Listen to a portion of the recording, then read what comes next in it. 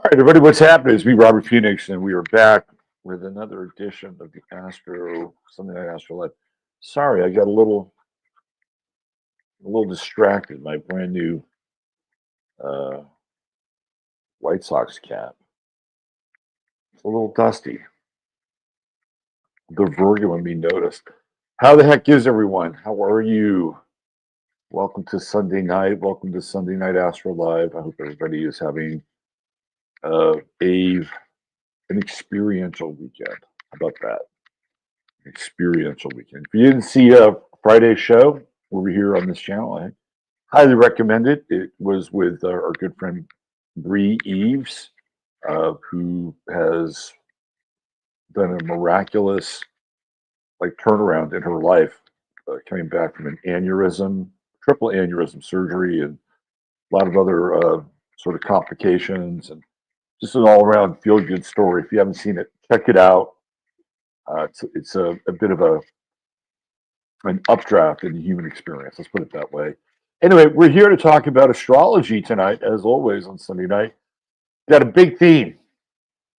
The big theme tonight, and I hope I can tie so many. There's a lot of threads.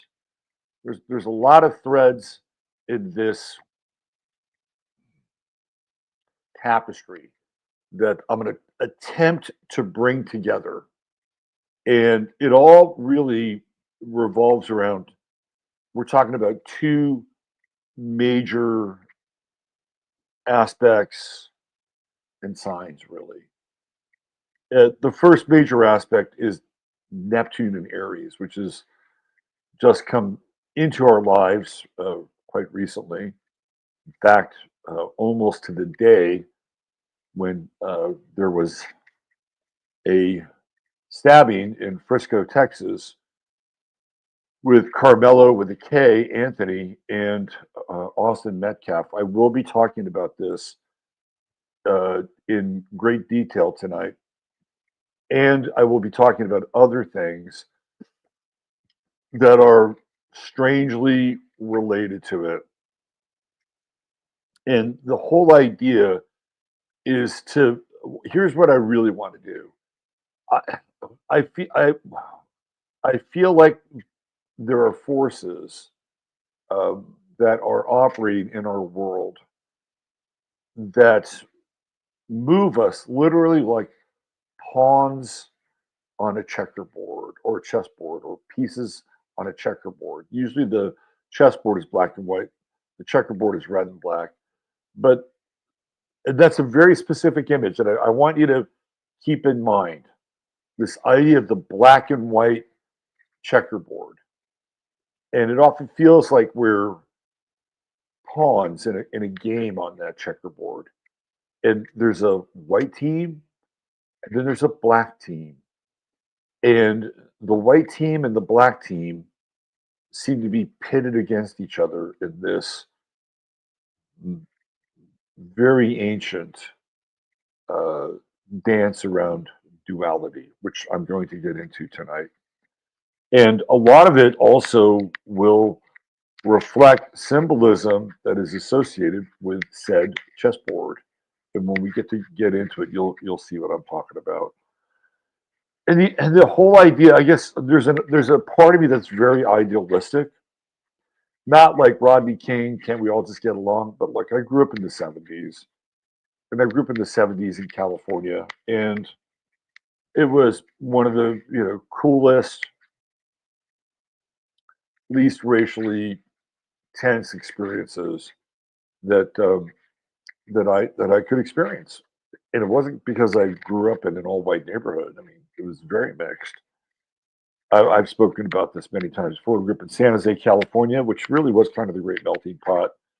And it was an unforced melting pot in places, unlike places like Boston, where they had busing. We didn't have any busing. We just had people who could, afford a lot of these tract homes that were being built at that time that were fairly inexpensive.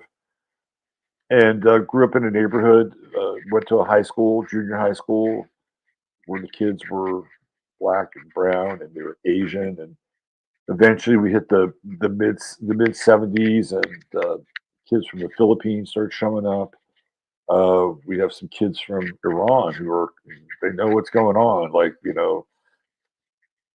Shah's about to go down, and they show up. Then the Korean kids start showing up, and this is all happening in a relatively quick period of time, rapid period of time between 1976 and 1978. But before that, a very diverse group, primarily Black, Mexican, so-called white, and Japanese and Chinese. The Japanese had been in San Jose. They were farming families.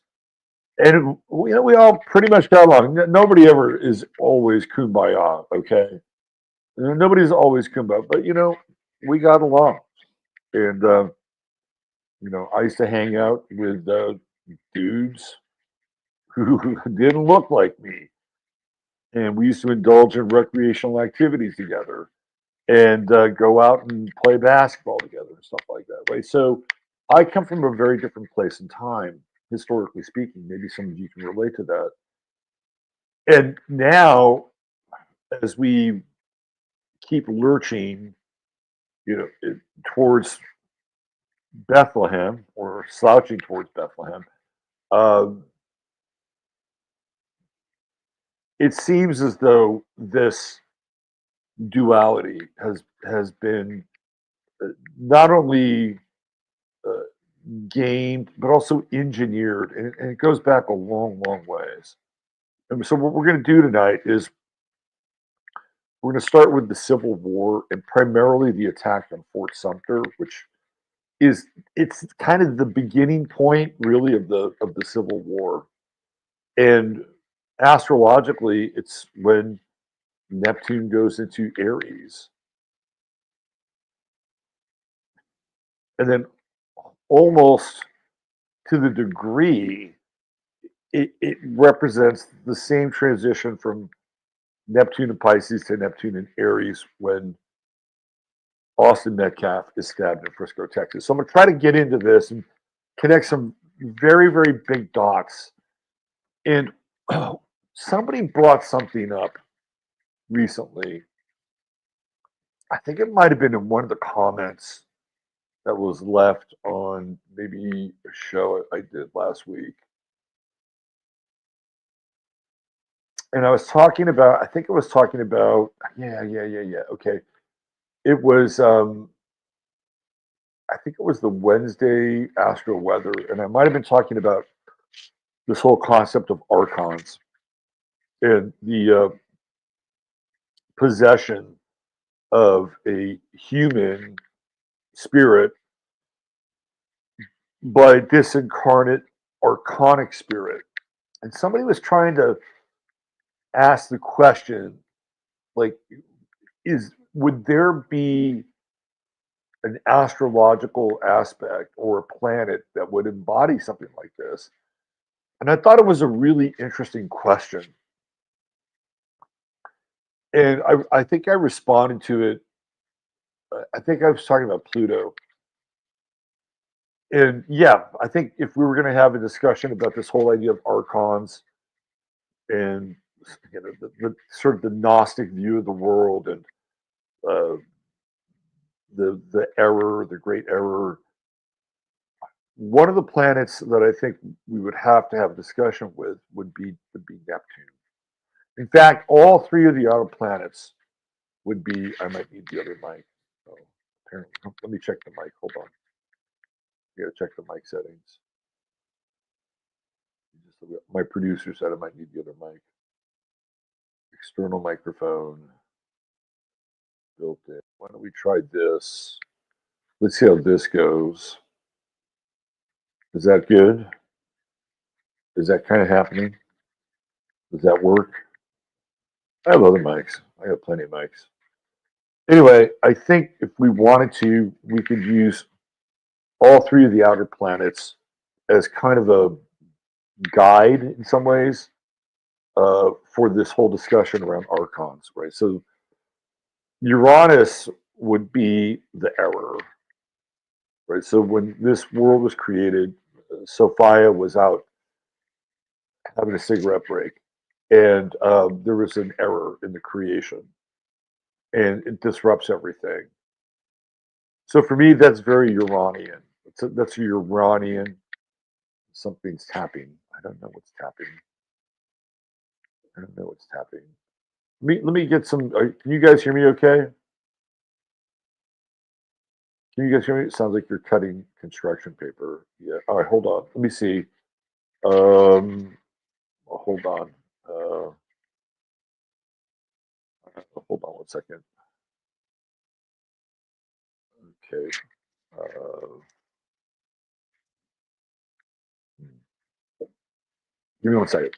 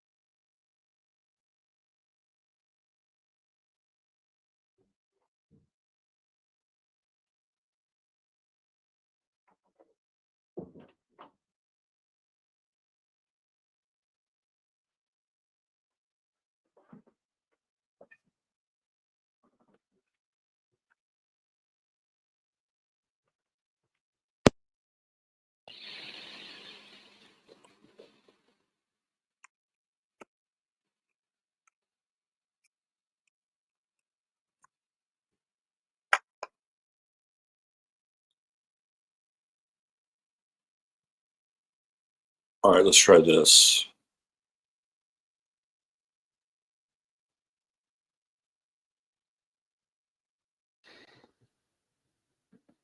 All right, how about now? How's this working?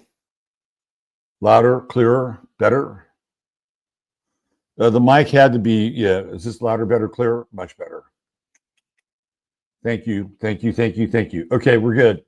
All right, so let's go back to this idea of the outer planets kind of being the engines for,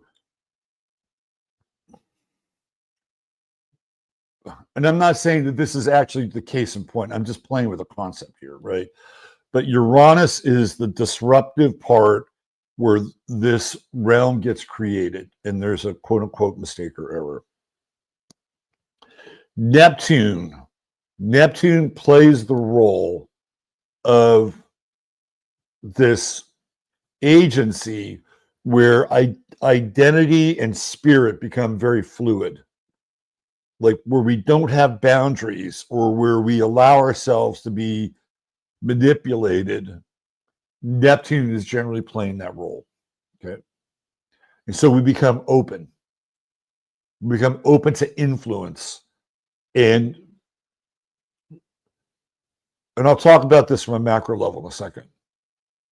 And then Pluto, which would be the third of the Trinity, is the part that would be possessive, right? Because when we think of Pluto, we think of Scorpio, especially some of the malefic interpretations of Scorpio. It can be very possessive.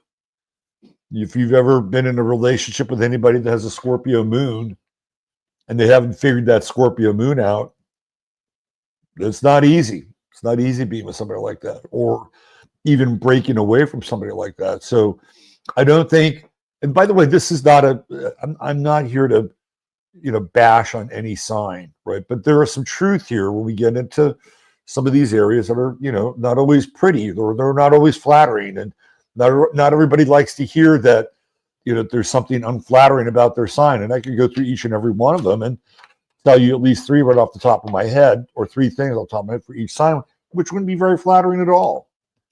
Right. So I'm not here to bash Scorpio, but I am here to make a point where when this process completes itself, it is Pluto, it's the scorpionic effect, which leads to possession.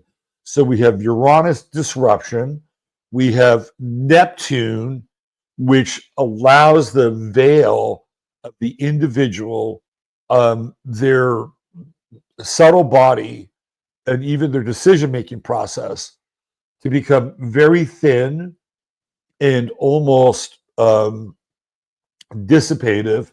And then that's when Pluto, that's when Scorpio, that's when this whole idea of the possession takes place. It also, by the way, completely mirrors people who have gone through some kind of MK Ultra mind altering effects in their life. Uranus is disruptive. Or what do? They disrupt the individual. They completely disrupt the individual. When they're young, they will split their personality, split their brains into multiple pieces. And it's usually through something that's traumatic, right? But it's a very Uranian event. And then with Neptune, what do? With Neptune, they begin to slip in and they begin to alter the programs, right? Or alter the altar. And then when Pluto comes in, Pluto in the hands of a really good MK Ultra programmer can literally be placed in somebody's brain, right? So that when they have the keywords or the trigger words, or whatever they are, it activates that part of the brain or that part of the self, which now becomes literally possessed, right? They don't know who they are. Just read Kathy O'Brien, you know exactly what I'm talking about. So I was thinking about this whole idea of archons and as it relates to astrology and big picture stuff, right? Because we're now in Neptune and Aries. If you go back and you look at when Neptune went into Pisces, right? This was in 2011 and was just after Fukushima, so about 2011, Neptune goes into Pisces. And it's in there for 15 years roughly, right? So what do we have 50 years exactly? What did we experience from 2011 to now? And of course, we're going to have a retrograde with Neptune returning to Pisces and coming back into Aries. But let's just talk about Neptune and Pisces to Neptune and Aries. What did we experience? It was the rise of the cult of the victim. Just think about that. The rise of the cult of the victim. And I think if we all just took our blinders off and looked back on the last 14 plus years, we might all come to some agreement around that. Like there was always somebody or some group or something that was feeling as though they were victimized, whether it was the Me Too movement or some kind of, gender identity movement or systemic racism, or you can just go down the line, right? The Neptune and Pisces really was the fomentation and the formation of the victim class. And so how does that happen? Sure, there are social programs and there's social engineering that takes place. But if we look at Neptune on sort of a broad application, and if we're beginning to wrap our brains around this whole idea of archonic possession, whether it's on an individual level or a cultural level, what comes first? Is the chicken or the egg? Is it the fact that, and let's just say for the sake of argument, that this idea of archons or these dispossessed spirits, because I'll tell you right now, the Christian church has their own version of it. But let's just say, for instance, that this idea of archons or dispossessed spirits is factual, right? It's a factual thing.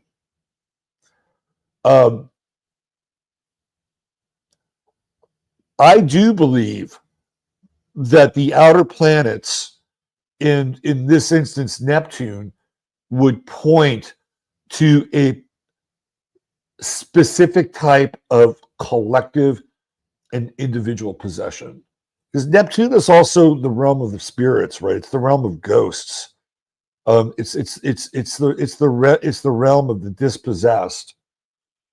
And if we went backwards in time, I could break down every Neptune epoch and show you just exactly what I'm talking about. Like, I was born with Neptune and Scorpio. If you go back and you look at that Neptune and Scorpio time, what are people being possessed by? Drugs. It's a big drug time, a really big drug time. And, that Neptune and Scorpio is the 1960s. It comes in like around 1957, 58, right around there. And then lasts, all the way up until it goes into Sagittarius in 1971, like late 1970. So it's, I think it's like 57 to 70, right around there, 71. Anyway, what do you see? You see literally drug possession, right? Literally people are using drugs at a massive level. They almost become like socially acceptable to some extent.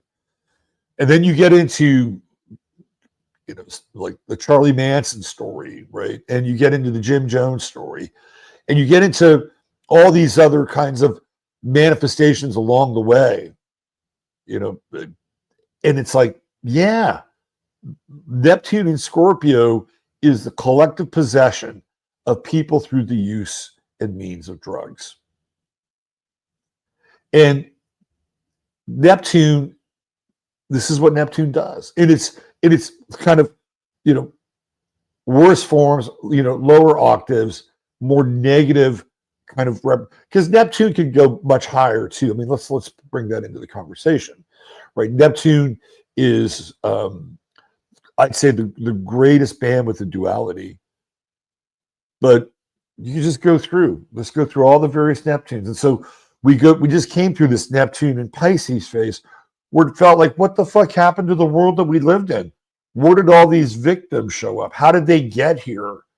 Like, there was a cause for every fucking thing, and everybody was aggrieved. And we know that some of this is engineered. We know that there's, there's NGO money behind a lot of it, but it wouldn't work unless people were open and receptive to receiving that spirit, and not the higher spirit of Neptune and Pisces, which would be like forgiveness, redemption, and turning the other cheek, and compassion and empathy, and all the things that at that really, really high Neptunian level, you're just demonstrating these principles of the Most High, and the sort of the greatest creative impulse and transmitter in all and through all. I mean, that's really the height of Neptune, right? But when we're down lower, much lower, this is what happened. Where did they all come from? Where did they all come from? So what I'm putting on the table tonight, and this is not about astrology in a negative sense, because I do think that there's some incredibly positive attributes around astrology. But I want to put on the table tonight is the fact that when we shift these outer planetary influences, particularly with Neptune, that one of the things that happens is that the collective or large chunks of people are taken over by that energy. And to me, this is where we have the discussion about the archons. This is where we have this exploration of archonic transmission and archonic possession in the individual, and as a result, many, many multiples of the individual leading up to large groups. So I've been thinking about this, and I've been thinking about Neptune and Aries. And this is where it gets, for me, it gets quite heavy, because when you look at almost 15 years of Neptune and Pisces, which is very different than Neptune and Aries, what are people tired of? Well, they're tired of victimization. They're tired of crocodile tears. They're tired of certain groups pointing them out and saying, you're the problem. You're the reason why everything's fucked up, right? People are tired of wearing the mantle of the victimizer. They're tired, right? By the time we get to the end of Neptune and Pisces, we have victim fatigue. Victim fatigue. People are just done. They're done. They're done. And here's where it gets real tricky. Because the opposite of that, of victim fatigue, is the backlash around the so-called victim class. And people being frustrated, angry, burnt out to the point where it's a IDGAF moment, right? I don't give a fuck moment. And so we're going to just put that there for now. And we're going to put the I don't give a fuck Neptune and Aries vibe right up there.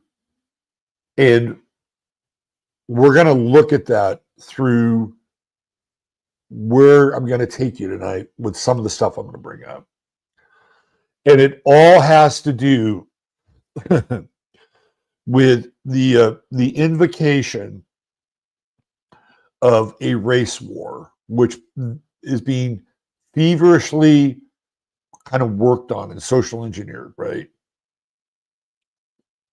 And what I want to somehow connect here is that it's not just the aspects that we're talking about, and it's not just the social conditions we're talking about, but it's about this whole idea of the archonic spirit that wants to slip into our lives and slip into our spirits and literally run our programs.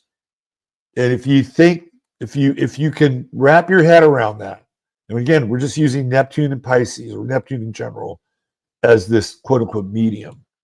If you can wrap your head around that and see where we were with Neptune and Pisces and move that forward with Neptune and Aries, you can begin to think, you can begin to understand the immense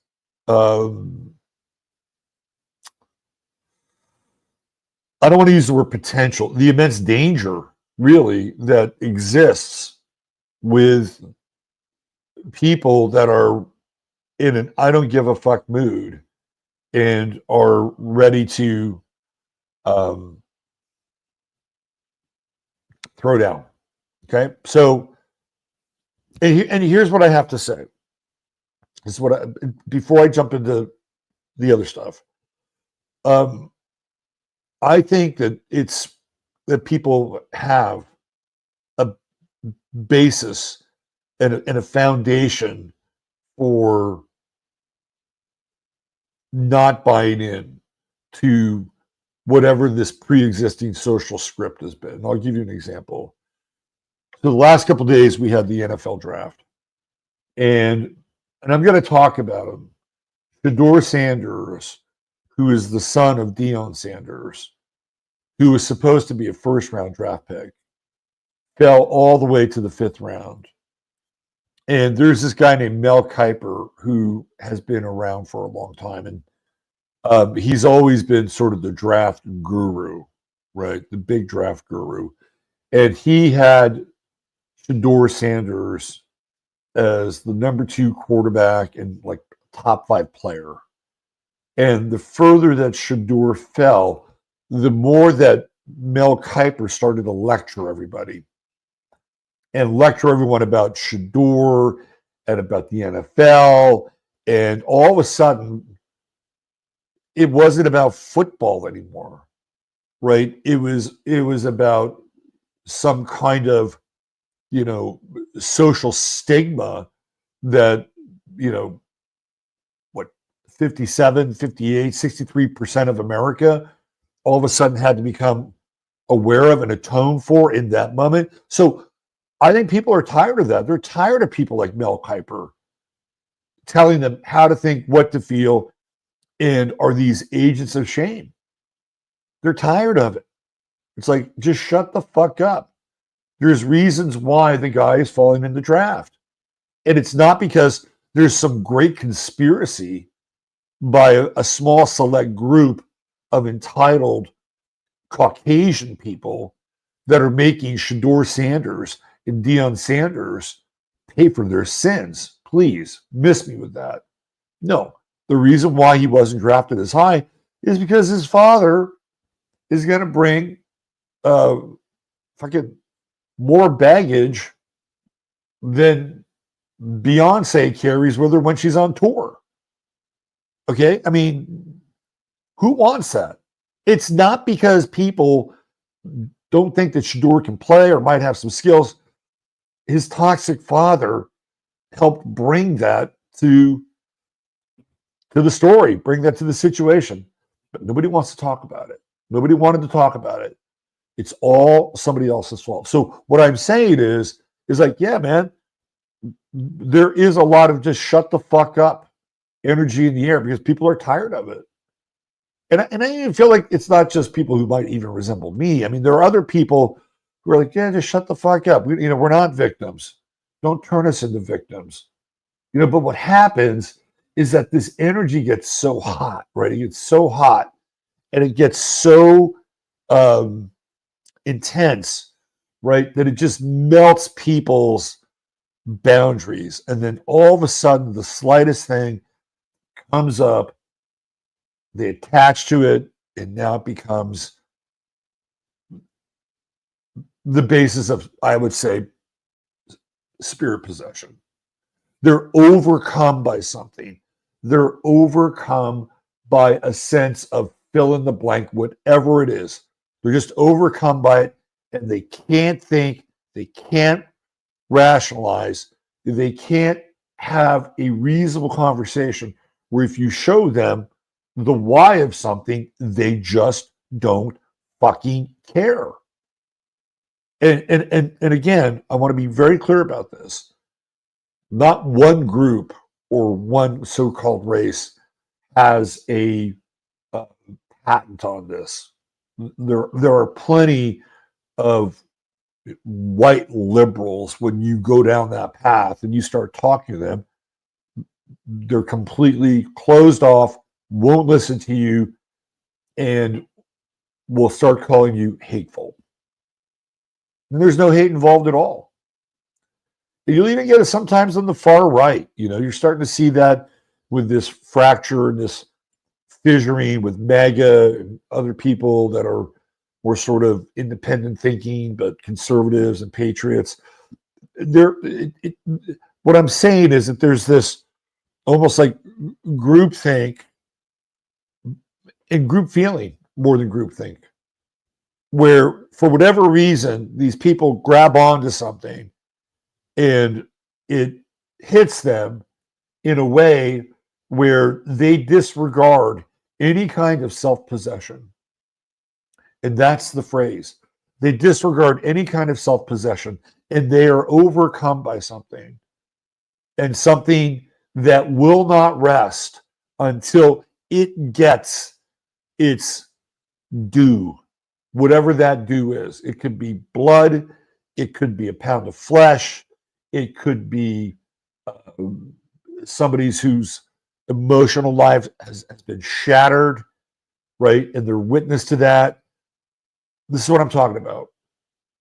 And tonight, what I'm going to try to do is go back to the last time that we had this Neptune and Aries thing. And it's really at the beginning of the Civil War. And I'm going to try to point some stuff out here around the beginning of the Civil War with some of these people that are involved. It's just really fucking weird. And then when you really begin to look at it, there's a hidden hand, right? There is a hidden hand behind the Civil War, and it is driving this division. It is driving this black and white polarity. And guess what? It's back again, right? It's almost like a summoning, It's like a summoning of this spirit from a particular time. So that's where I'm hoping to go tonight. And there's going to be a lot of kind of weird twists and turns along the way. And I'm going to be really upfront. I don't have all the answers. All right. I don't have all the answers. But what I'm seeing here points to something that is fraught with high strange and what I would call, for lack of a better term, and I'm not using this in a way like, well, all Masons are bad or whatever, but there are definitely some Freemasonic principles that are going on here that are driving a large chunk of this reality, particularly when we go into Neptunian crisis mode. Okay, so why don't we get started? By the way, thank you everybody for being here, and I just wanted to thank you for all the support for the show and just in general. So thanks a lot for that, because you can be doing anything on your Sunday night.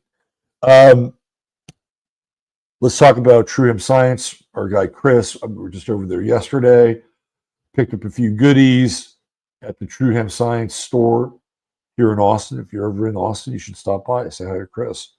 And all you got to do is spend $100 or more and type in 15MINS when you go to truehempscience.com. You get a goodie bag, which is filled with nice little goodies. It's the Whitman sampler of the True Hemp Science world, and I'm sure you'll get some gummies, and you will get some very good gummies, and you'll be happy about that. Spend $150 or more, get free shipping, and there's always a 30-day money-back guarantee. All right, let's get going. So where do we begin? We begin at Fort Sumter. Okay, let me show you Fort Sumter here. I have some, this is weird. Okay, let me give you kind of a historical glimpse of Fort Sumter, what it looked like. Fort Sumter is where the Civil War begins. And it's in the Charleston Harbor. Okay. And let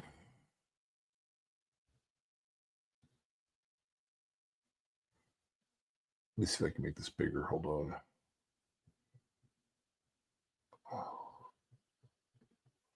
For all you Tartarian people out there, you'll know that this resembles a star fort. Here we go. You know, I hate it when they decided to do these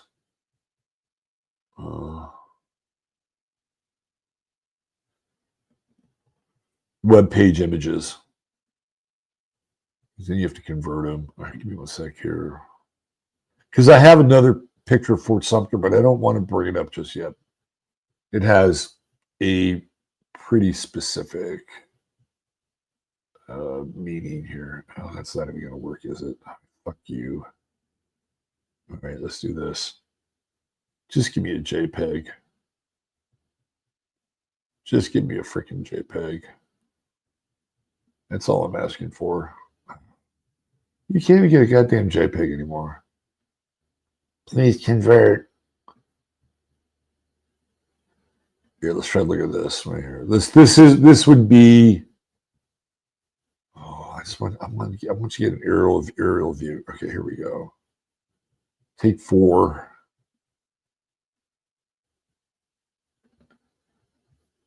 I don't know if you guys have noticed this, but they it's like a lot of images now on the internet are not JPEGs or TIFFs.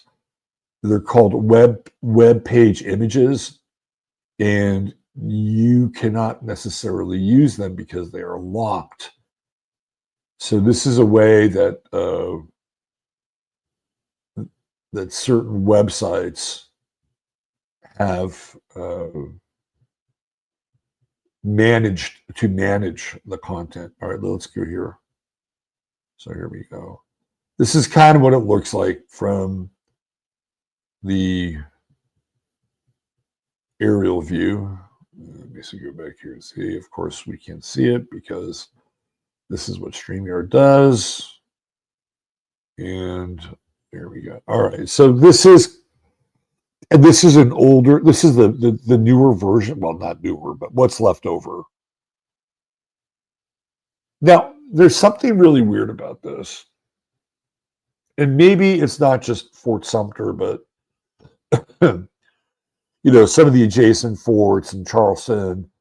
But when Fort Sumter was surrendered, literally the day Neptune goes into Aries, supposedly over 300,000 soldiers from the north had been saved. Now, you tell me where 300,000 soldiers are going to fit on that little patch of land. And by the way, that's still primarily the land that was there when they had Fort Sumter. If you take into account some of the other smaller forts and maybe Charleston, you might be able to add up to 300,000. But that's a lot of people. 300,000 troops it's a lot of people. And that's who Robert Anderson, and we're going to get into Robert Anderson. That's who Robert Anderson supposedly, that's the number of people he supposedly saved. So let's talk about what happens with Fort Sumter. The South, it all starts much earlier in December of 1860. December 20th of 1860, things kind of split apart, falling apart, right? And we have the battle lines that are starting to be drawn between the North and the South. And what happens is that eventually Fort Sumter is put under a siege for a long time. And there is a kind of a massive battle that occurs there right around April 11th, 12th, 13th. Everything gets really amped up, right? And when you see some of the renditions of what's going on, of course, I use that for the JPEG. You can see there's this, major battle going on. There's bombs and fire. I'm just going to give you a quick look at what I'm talking about here. So this is how Fort Sumter is portrayed historically. This is theoretically what it looked like. And again, could that house 300,000 men? I don't think so. I don't think so. I think you'd have to, call all the rest of whatever it is you're looking at here from the surrounding area. But this is, these are the depictions of Fort Sumter. And it doesn't last very long. This is what it looks like on a map. You have Fort Johnson here, Fort Wagner, there's Charleston over here. So the Confederates are shown in red and the federal locations are in blue. So you got Confederate. This is what I talk about with a siege. And then here you go. Fort Sumter is blue, red. So where are they getting 300,000? I just really don't see it, unless they're also talking about ships that are in the area. But again, and you'll understand why when I bring up that number. Oh, here you go. You have Morris Island right here. Swamp Angel, which I guess might have some people. This is James Island over here. And then the Ironclad attack is, it's these ships with the Merrimack. think it's like the Merrimack, and they have these boats that that have these, like, kind of iron coverings with cannons. I mean, supposedly this is what they rained down upon Fort Sumter, right here. So this really becomes the start of the Civil War. And again, if you're firing all these cannons, and this is what we're looking at. These are Merrimack and Monitor kind of shit, right? This would be like what the Monitor, that would be the Merrimack, and this would be like I think this would be from the north, this would be from the south. This is sort of like early battleship stuff. Right here. Boom, boom. I guess they're both on the same side, firing off each other. But you would think that with all that firepower, they would just completely destroy this entire thing, but that doesn't really happen. Anyway, it all culminates on the 13th of April in 1861. And there's an actual time for it and everything. Right? There's a time for when this whole thing goes down. And is pretty much over by then. And I have the chart for it right here. This is the end of Fort Sumter and the beginning of the Civil War. It's right there, April 17th, 1861, 2:30 p.m. And what do you notice? There's Neptune right there. There's Neptune right there. Neptune conjunct Mercury in Aries, which is kind of where we are now. Mercury having gone retrograde, which we'll take a look at in a spell, as they say.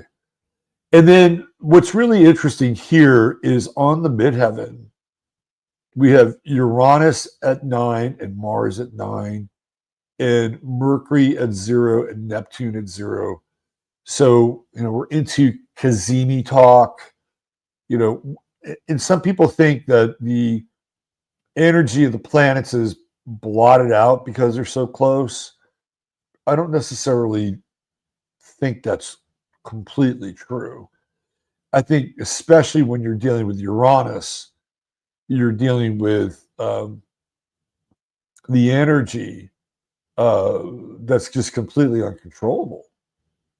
Like you can't really differentiate who's doing what, right? What's driving what? Like Mars is driving Uranus, but just slightly. It's at 9:37. Uranus is at 9:36. I mean, this is about as close as you can get. And this is the rupture, right? This is exactly what I was talking about. This is kind of like this idea of the outer planets and the path to collective possession. Uranus is the disruptor, right on that midheaven. And because it's conjunct Mars, it is warlike. And when we get into Gemini, what is that all about? It's about twins. It's about brother versus brother, which is really the narrative and the backstory that we understand and know about the Civil War. And it brings in all of the polaric energies. Right? Gemini is all about polarity. Good, bad, right, wrong, left, right. We'll use good, evil. It's all, Gemini is what I call Gemini the great polaric, because that's what it does. And when you have polarity, what do you have? You have a field that is in between both poles. And that field is constant. It changes, but it's constant. And this is just look at what's going on here, right? They're setting up this polaric field. And when you have polarity, right? I mean, again, let's go back and we'll use the MK Ultra example.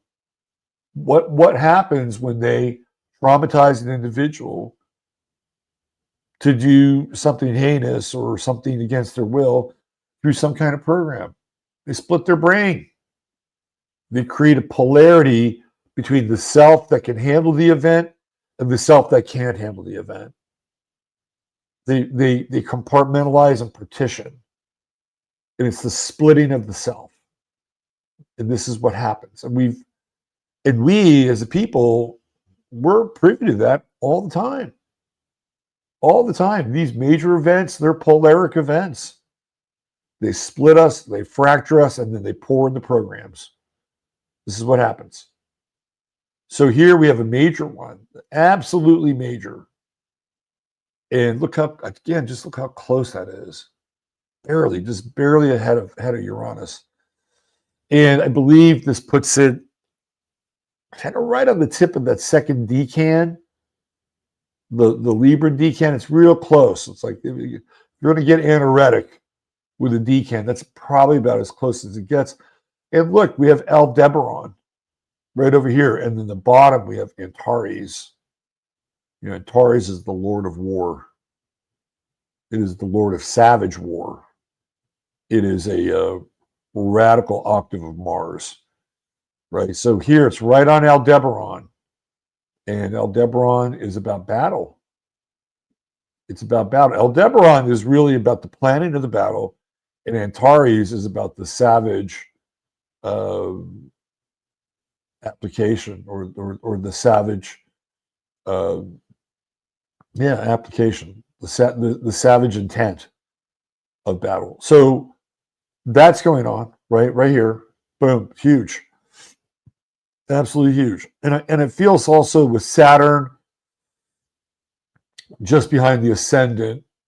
If we're just looking at this as like a piece of authority, like something's going on behind the scenes.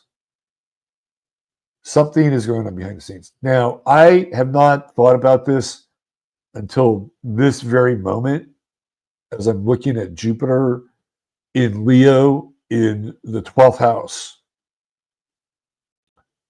When I think of Leo, oh, by the way, I'll be doing a show with David on Tuesday. I don't know if we're going to do live or I think he might videotape it because he's got a lot going on.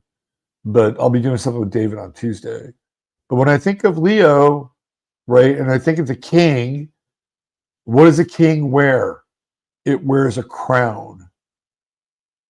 The king wears a crown. We have Jupiter in Leo, and it's in the 12th house. And if I were to take a wild ass swipe at Jupiter and Leo in the 12th, I would say that one of the architects behind the Civil War would have been the crown. So that they could split. And I'm not the first to bring this up, by the way. But with Jupiter and Leo in the 12th house, I could actually kind of see that. I could kind of see that. Let's go back over here with Mercury and Neptune, which we've just kind of come into, right?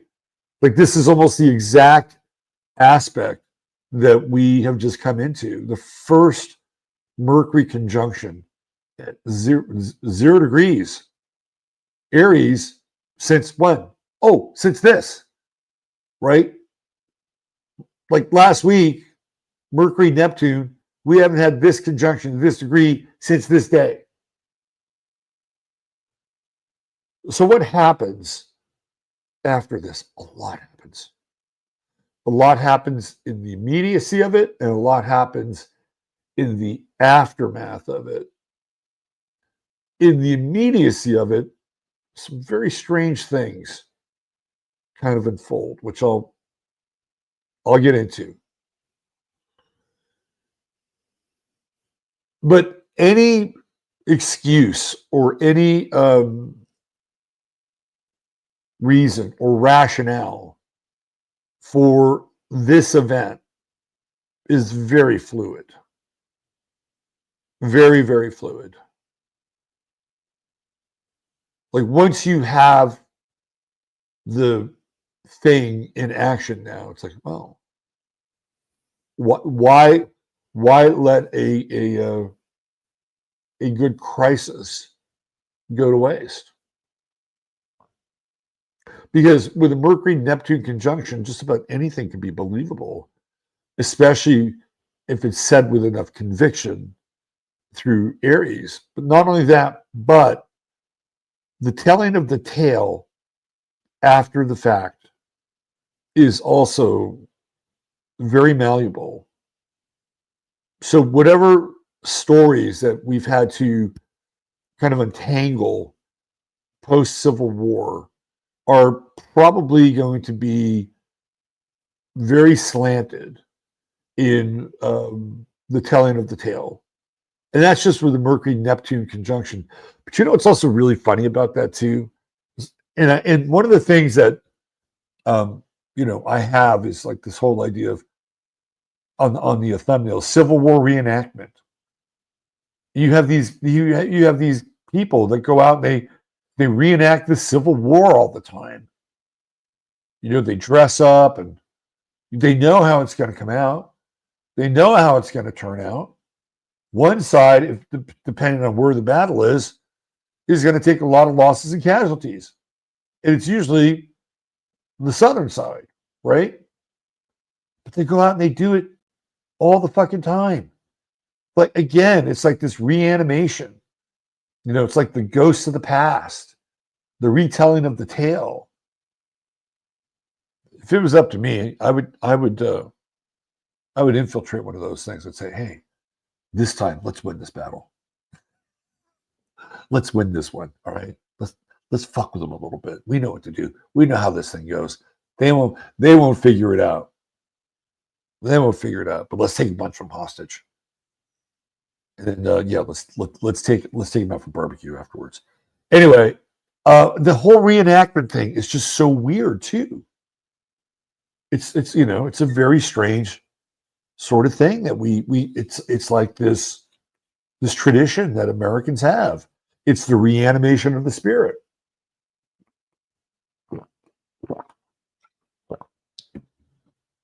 To me, that's very eighth housey. Sun in the eighth house, Venus in the eighth house. And the eighth house is ancestral. And how many of those guys do you think had people who were their ancestors that fought in the Civil War? Probably quite a few. So it's an ancestral reenactment for sure. That's how I see it. And then over here, you've got this weird thing going on with this Cancer moon. And you have the South Node here, and you have Vesta here. And if I just look at this from this idea of this sort of Civil War reenactment thing, eighth house, ancestral, what are they trying to do? What are they trying? I mean, I'm sure they're history lovers, history buffs. What are they really trying to do? I think maybe on some level, perhaps unconsciously, they may be trying to heal something. I don't know.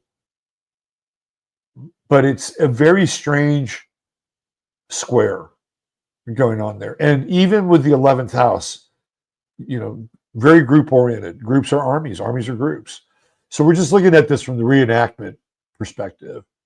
But from the public perspective of that time, I don't think the public is necessarily getting the real story. Right? They're not. I don't think they're getting a real story. We have this inconjunct going on with Saturn and Mercury and Neptune. It's like, what's going on here?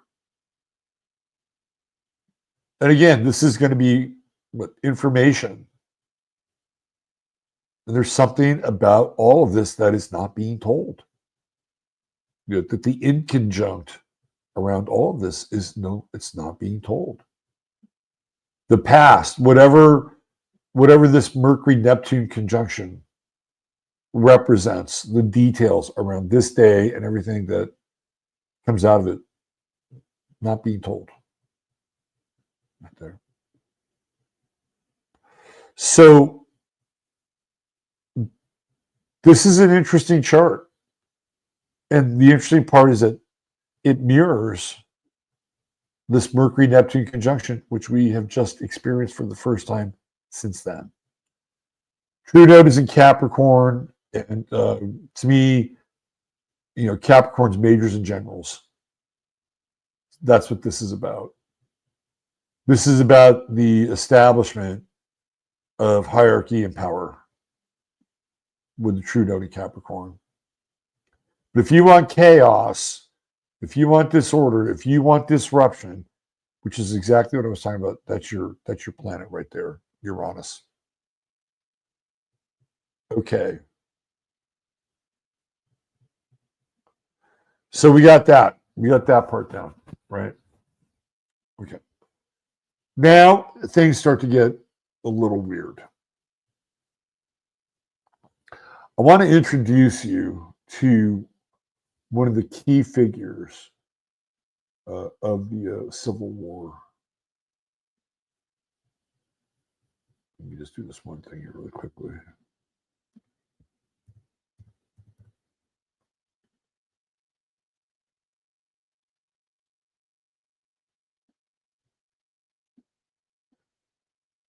Okay, so I have to make a quick correction because I am a Virgo.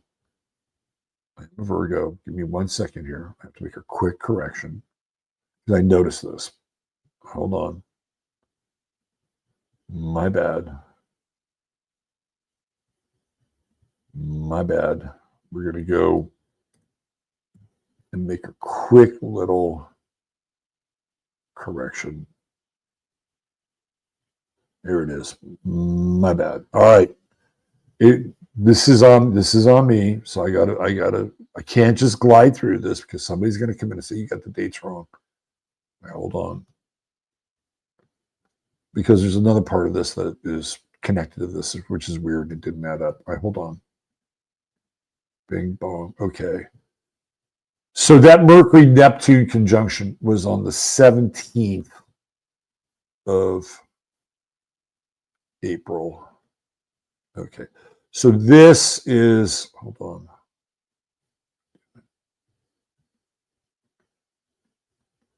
This is when it's very similar. The moon is in a bit of a different place, but still we have Mars, Uranus. Oh, this is even more intense. Okay. All right. Take two. Here we go. And it's the day after when Neptune goes into Aries. So it's the day after this day. So I apologize for that, but let's bring this back up here. Here it is right here. All right, so this is the Fort Sumter chart right here. So it's the 13th of April, 1861, 2:30 p.m.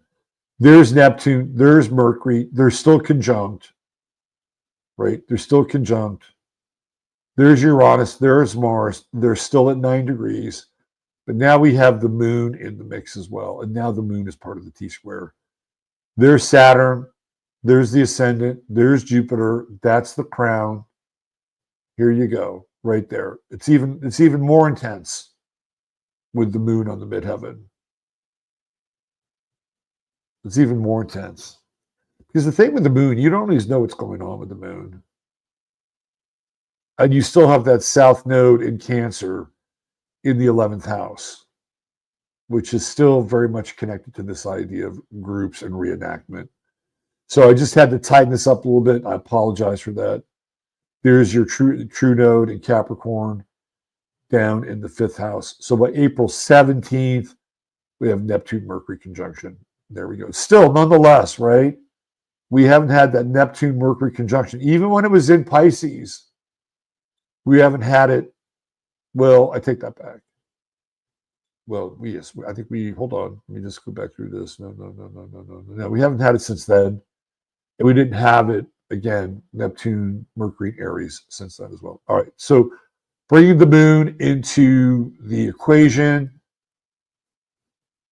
to me, it's even more propagandistic in a lot of ways.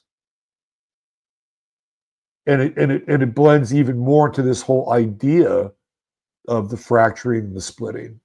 All right, so thank you for hanging in there with me for that, because I noticed that. I'm like, no, no, no. And the reason why is because this April 13th day plays a role in the story, not just with this, but somebody else connected to the story. And again, a very strange kind of way. All right, so let me introduce you to the man who is the great hero of Fort Sumter.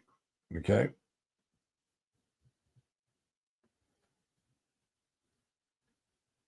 The man who's the great hero of Fort Sumter.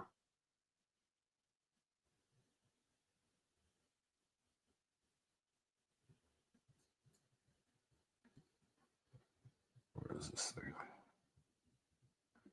I have to make sure his chart is ready to go when I bring it up here. Okay, hold on. Now that I have a new date, just make a little adjustment here.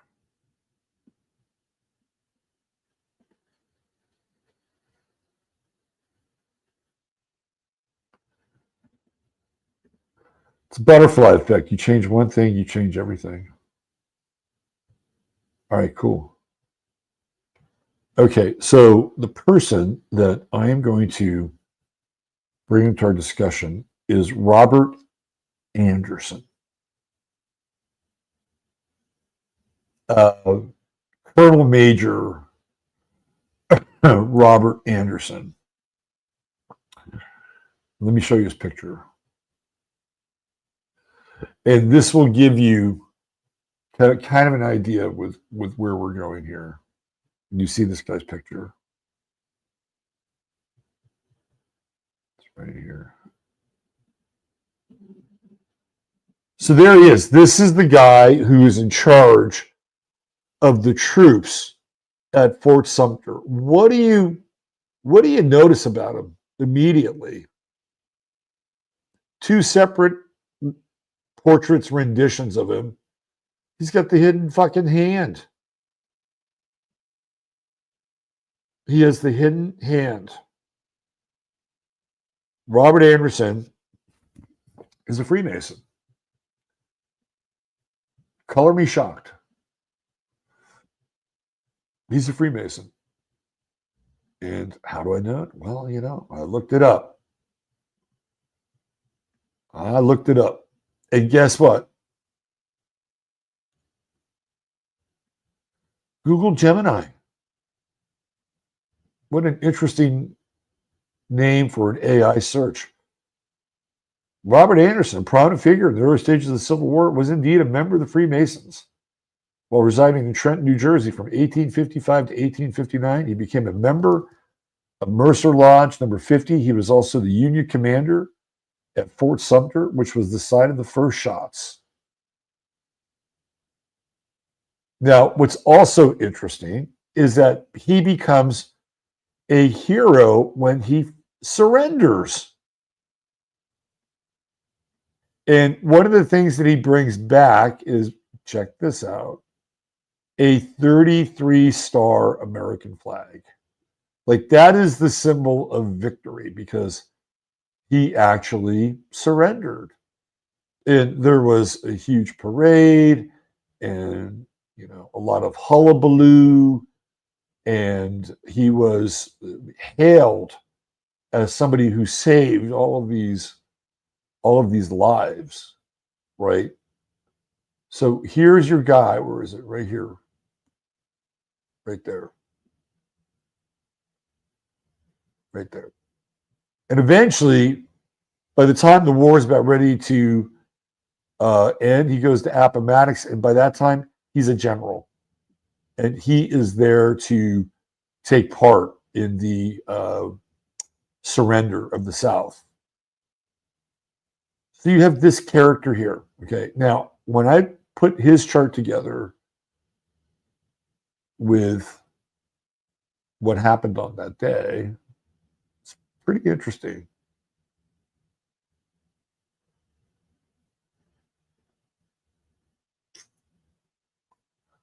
So we'll do a little synastry here. So Anderson, Robert Anderson, is on the outside.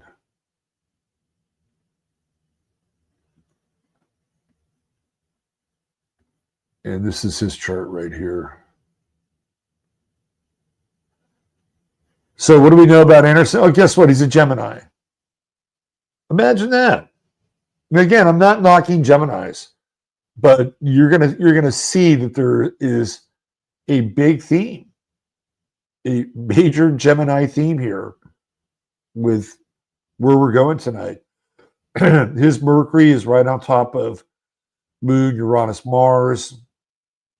Too bad it's not retrograde, because we can sort of make a nice little case for that. But the other thing that's really interesting is that he's having his nodal return. He is having his nodal return at the time. So this is all about some like level of ascent. Like he's leveling up. And what's interesting, he has Mars here on the ascendant.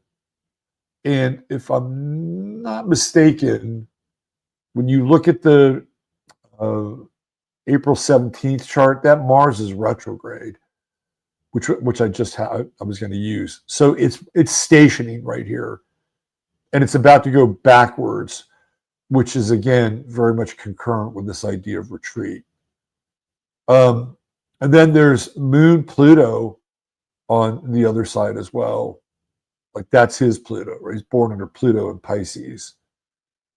And what's going on here, just squaring off against Uranus, Moon, Mars.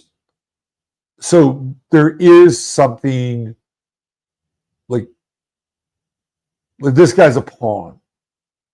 And it feels to me like when you start to look at the Civil War again, a lot of these people feel very pawn-like in a lot of ways.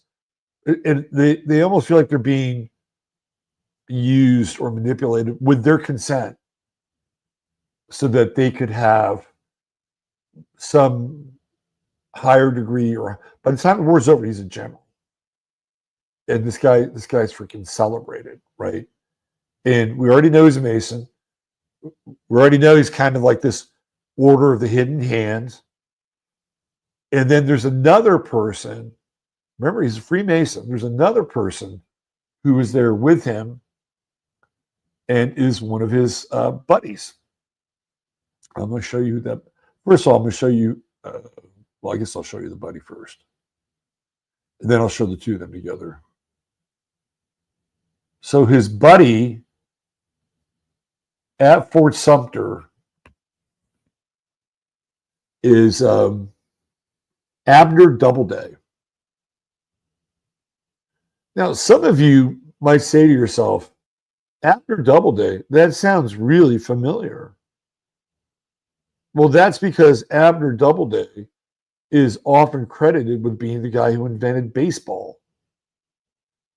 Even though there are some historians who believe that Doubleday did not invent baseball, I will say that Doubleday helped build it and popularize it, and I'll show you why. But look at what he's doing, right? Another Order of the Hidden Hand. And the other thing that people don't know about Abner Doubleday is that he's a theosophist. So now you have a theosophist, and he's kind of like, you know, Thompson's right-hand man, right? Like they are, and I'll show you the two of them together in sort of this group of officers, right? This is their photo together. This is the Fort Sumter photo. Anderson. So we have Robert Anderson and we have Doubleday. So here's Doubleday. And who's he right next to? Anderson. He's right next to Anderson. Isn't that interesting? There they are, these two guys. Right there. Boom. The Fort Sumter crew. They're both occultists or esotericists, right? And they're both heavily involved in this, and they both have this really strange connection to Americana, particularly Doubleday. So when you look at baseball, right? You look at baseball, and then you look at Fort Sumter. This is a rendition of Fort Sumter. How look? What the hell does it look like? It looks like home plate right here. So this is a model of what Fort Sumter looked like when it was guarded by cannons. And now you have this weird rendition, literally, of home plate. And baseball is a free Masonic sport. We'll even tell you about it. Right here. Baseball, America's esoteric pastime. So this gets into it, and it talks about Doubleday. It's right here. Doubleday was a theosophist, and another important figure in its early days was a Freemason by the name of Alexander Cartwright. Whether Abner or Alexander were truly the sole primary progenitors of the game is heavily debated. But even if it arose as a more gradual evolution from its recreational ancestor rounders, the many esoteric symbols and numbers are difficult to explain away. Yeah. Abner Doubleday was one of the esoteric architects of baseball. So what I'm trying to show you here is that there are roots. There are even at the start of the Civil War, you have this character, Robert Anderson, who, after all these months and some firepower, decides, okay, we're giving up, we're surrendering. He keeps his sword, he keeps his flag, and they let all these guys go, right? Like, under what story does that make any fucking sense? And there's supposed to be 300,000 of them? Like, under what story does that make any sense? It makes literally no sense at all. But this is the story we get around the beginning of the Civil War. And this is where it all kicks off. And we just had Neptune move into Aries. So keep that in mind, okay? All right. So the Civil War finally, theoretically, resolves itself at some point along the way. At some point along the way, the Civil War, but does it ever really go away? No, it doesn't. It's like this wound that just keeps getting opened again, whether it's the reenactments or whether it's where we are now.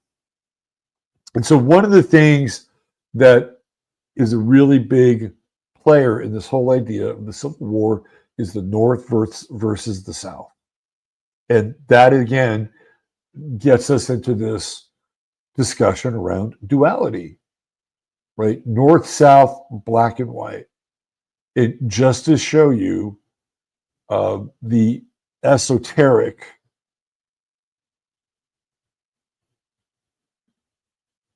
picture of this. It's right here. This is from a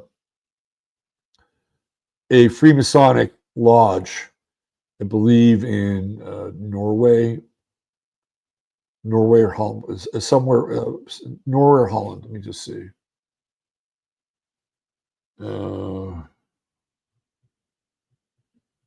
Yeah, this is Norway. So what do you see here? You see the checkerboard, right? You see the checkerboard, and then you see these two columns. These two columns will always show up in Freemasonry, right? They are Boaz and Jachin, and they are the twin pillars, theoretically, of wisdom, right? And here we have, now this is gray, but in most cases, almost 99% of the time, it is white. Let me get you a good black and white Masonic checkerboard, or chessboard, so you can see it.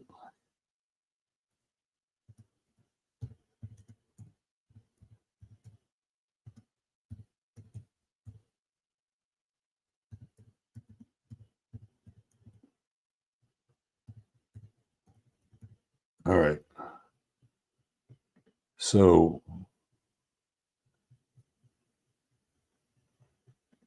I mean, this is what theoretically it should look like.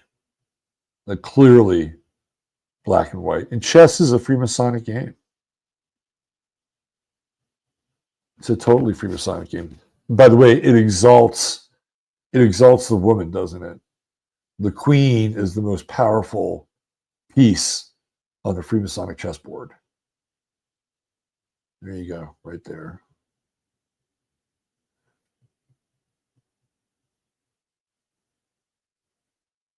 Black and white, black and white, black and white.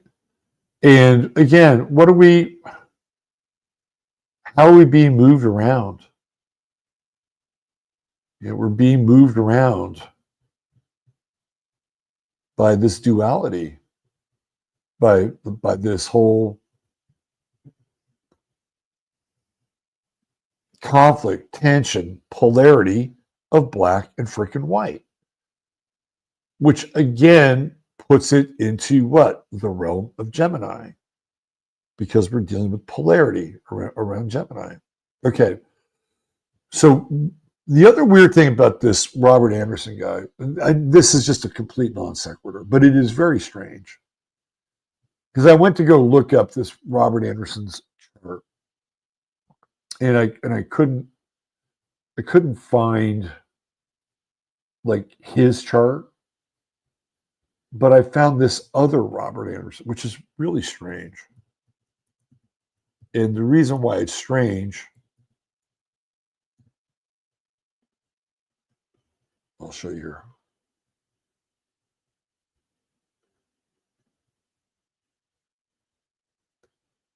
Is because this Robert Anderson's chart, and I'll show you who he is. This Robert Anderson's chart, he's born on April 13th, the day that Fort Sumter comes to a close. Different year, 1917, but it's the same freaking day. It's weird. This guy will go on to start Atlantic Richfield. He becomes an oil baron. Right? So when I was looking up Robert Anderson, I was like, this is bizarre. Like, okay, same name, and he's born, 100 years later, right? No, 1861, no, less than 100 years later, 65 years later, 66 years later, 66 years later, on the same day, Robert Anderson and becomes one of the most powerful dudes in America with Atlantic Richfield. Okay, so what I'm trying to establish here, right, is that the Civil War, if I were to go through, and maybe I should, because of course we have Pike, who is a general from the South, and he's one of the great Masonic figures of all time, wrote Morals and Dogma. So Freemasonry is running through the Civil War. It's like a big, big driver in the Civil War. And it feels to me like there are people that are on the Southern side that are collaborating with people on the Northern side and vice versa. Not all of them, but it feels that way. And it feels like there's this chessboard, this chess thing going on. And it's all very fraternal in a lot of ways. And the Civil War sets up this fracture and this fissure, again, that we don't ever really heal from. Like, it's one of those things that is a program that's running in the background. It's kind of like the Holocaust in a lot of ways. It's always, always kind of running in the background because of what it stands for, or what it stands for prior to it actually taking place. And so now here we are, 2025, Neptune's back in Aries, and it feels very, very similar. Feels very similar. So we're going to shift our attention now. We're going to bring this thing forward a little bit. And we're going to start to talk about Frisco, Texas, and Karmelo Anthony and what's going on with that. So I've done a lot of digging around on the logistics side, you know, who the Anthonys are, who Dominique Alexander is. I've spent a lot of time just kind of unraveling those threads, right?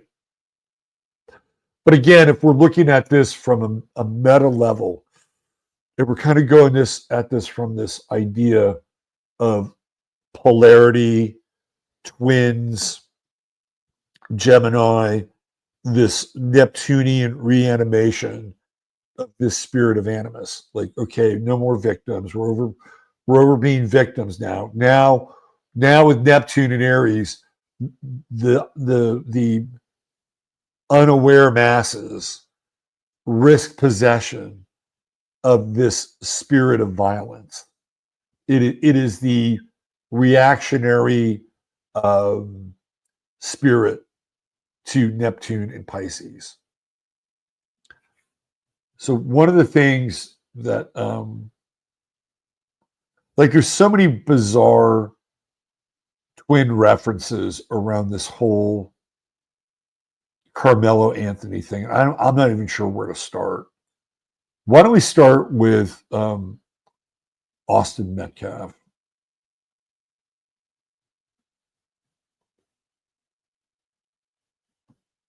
And some of these numbers are just, you know, quite strange. I'll show you. So here's a picture of Austin Metcalf and his twin brother. And, you know, they grew up together playing football. So here, Austin Metcalf is wearing the number 33. Okay, a lot of kids wear the number 33. It's a, you know, fairly popular number. And now over here, he's wearing 11. So he's got 33, he's got 11. He'll wear other numbers. There's other pictures of him sporting other numbers. His brother in this picture is wearing 12. So that's 23. And over here, we have 68, right? But again, it's like, it's strange, right? 33 and 11. And this whole twinning, the twinning of the Metcalf brothers, who on April 2nd are in a tent at a high school in Frisco, Texas, where a fight breaks out between Austin Metcalf and Karmelo Anthony. Okay. So the twinning process, and again, I've talked about this on my other show or shows, is the name Karmelo Anthony. And, you know, I kind of got into this pretty heavily about a week ago, where Karmelo Anthony is a professional basketball player. He played for a number of teams in the NBA. He is in the Basketball Hall of Fame, and there's a strange, well, he's not there yet, but there's a very strange sync around all of that as well. So here we have Karmelo Anthony and Karmelo Anthony. So here's Karmelo with a C, Karmelo with a K. And the day that Austin Metcalf gets stabbed, this Karmelo Anthony is elected to the Pro Basketball Hall of Fame. It's a really weird thing, right? It's very bizarre. It's a very bizarre sync, in that you have these two Karmelos in play. And this Karmelo is a Gemini. How about that? So we have another kind of weird Gemini effect, right? We have the Metcalf brothers, twins, one gets killed, right? You have the two Karmelos, Karmelo with a K and Karmelo with a C. And in high school, Karmelo Anthony was 22. He had a number of different numbers in the pros. So now we have these two Karmelos. The two brothers, and then the two Karmelos, and then this Karmelo, again, Gemini, Austin Metcalf gets killed on the 2nd of April. This Karmelo gets named to the Basketball Hall of Fame on the very same day. It's like the timing is really strange and really, really bizarre. Somebody brought up the name Meat Calf with Metcalf, like being slaughtered. I thought that's a really interesting analogy. So this is where we have the chart of the day where the unfortunate event occurred. So here's Neptune and Aries. Right there. Mercury's retrograde. It's about to move forward. But there's your Neptune and Aries. The sun is in Aries, just like when Fort Sumter hit. But look at the ascendant. And the weird thing about this, and I don't know, when I was in high school, the track meets always happened when school was over. Like it was after school, you would go to the track meet. And this track meet's happening at 10 o'clock. Apparently it's raining. So this Karmelo Anthony goes into the pop-up where Austin Metcalf and I guess his people are. And this is where the fight starts. And we have Gemini rising. And then Moon Jupiter. Moon Jupiter conjunct in Gemini. Now, what did we have when the battle at Fort Sumter came to a close? Mars, Uranus, and Moon, also in Gemini. Also on 9/11, 2001, the Moon was also in Gemini.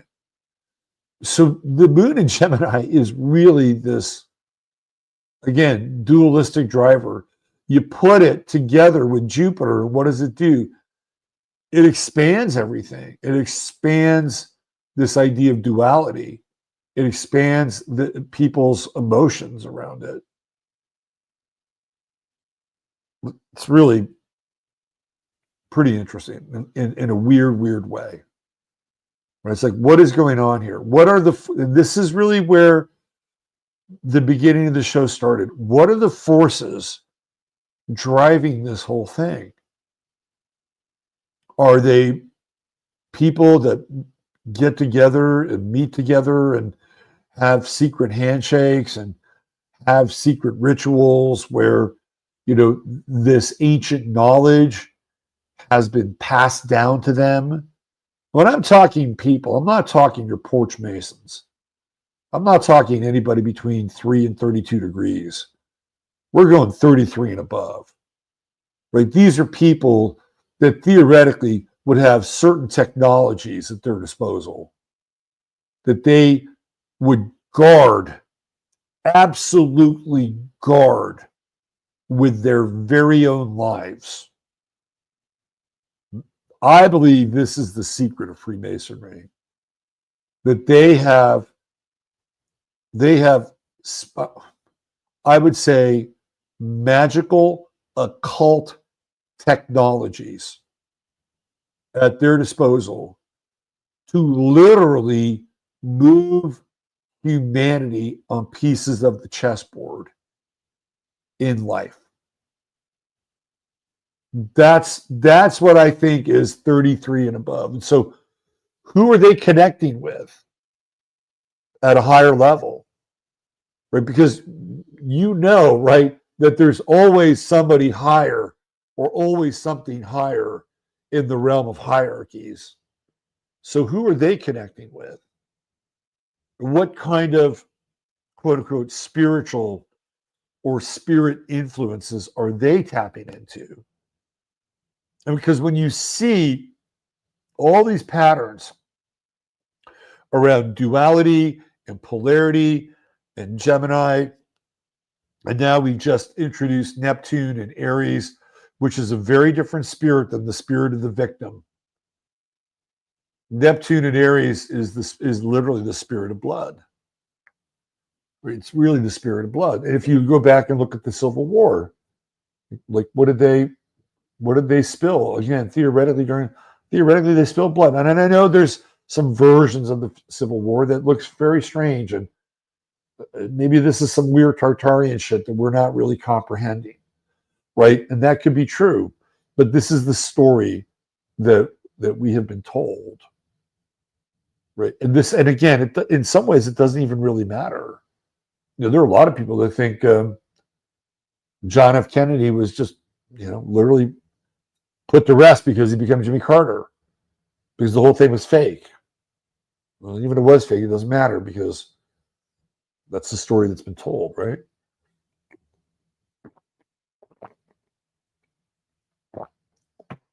Twins, brothers, duality,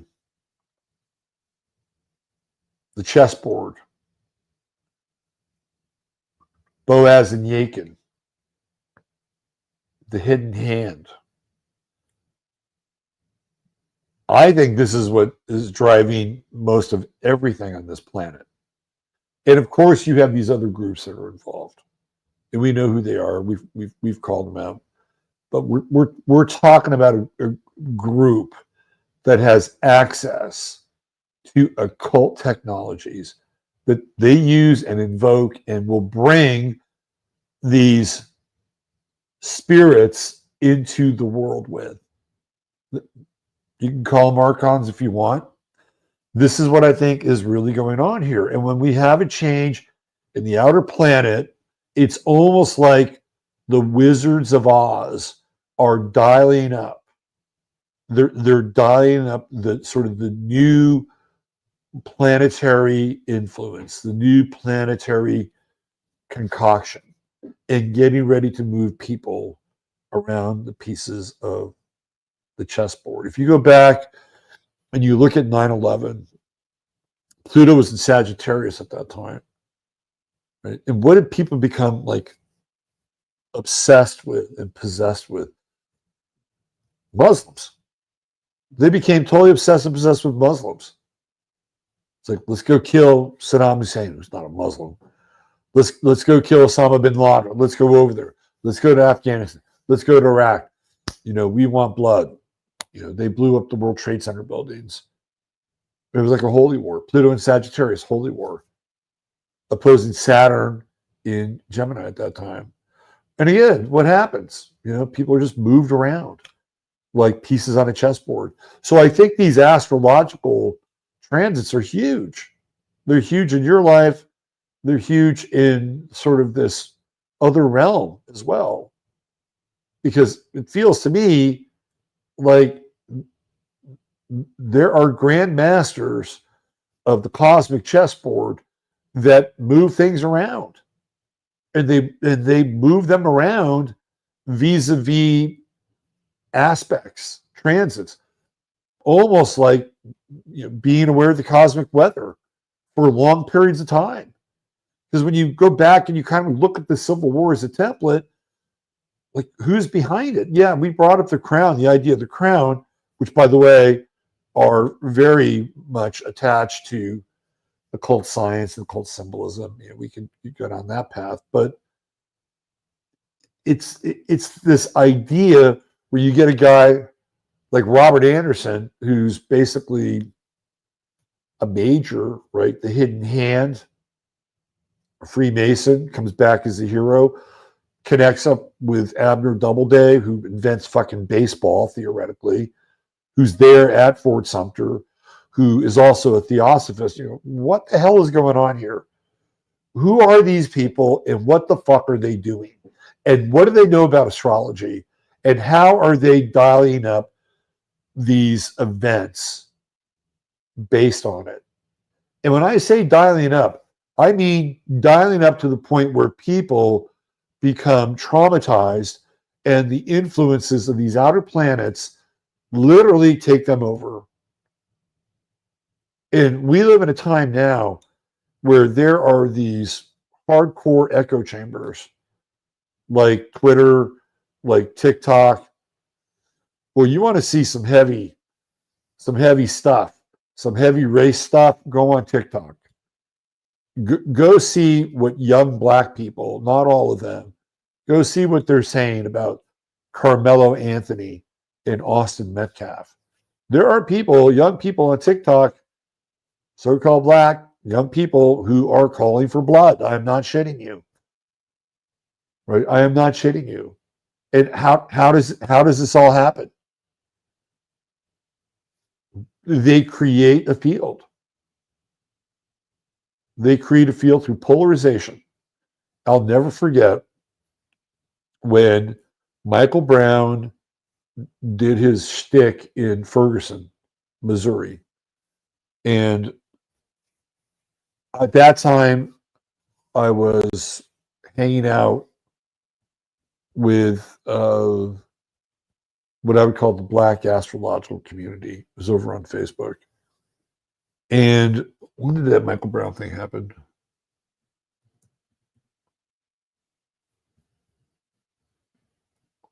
Let's see, to get my coordinates here.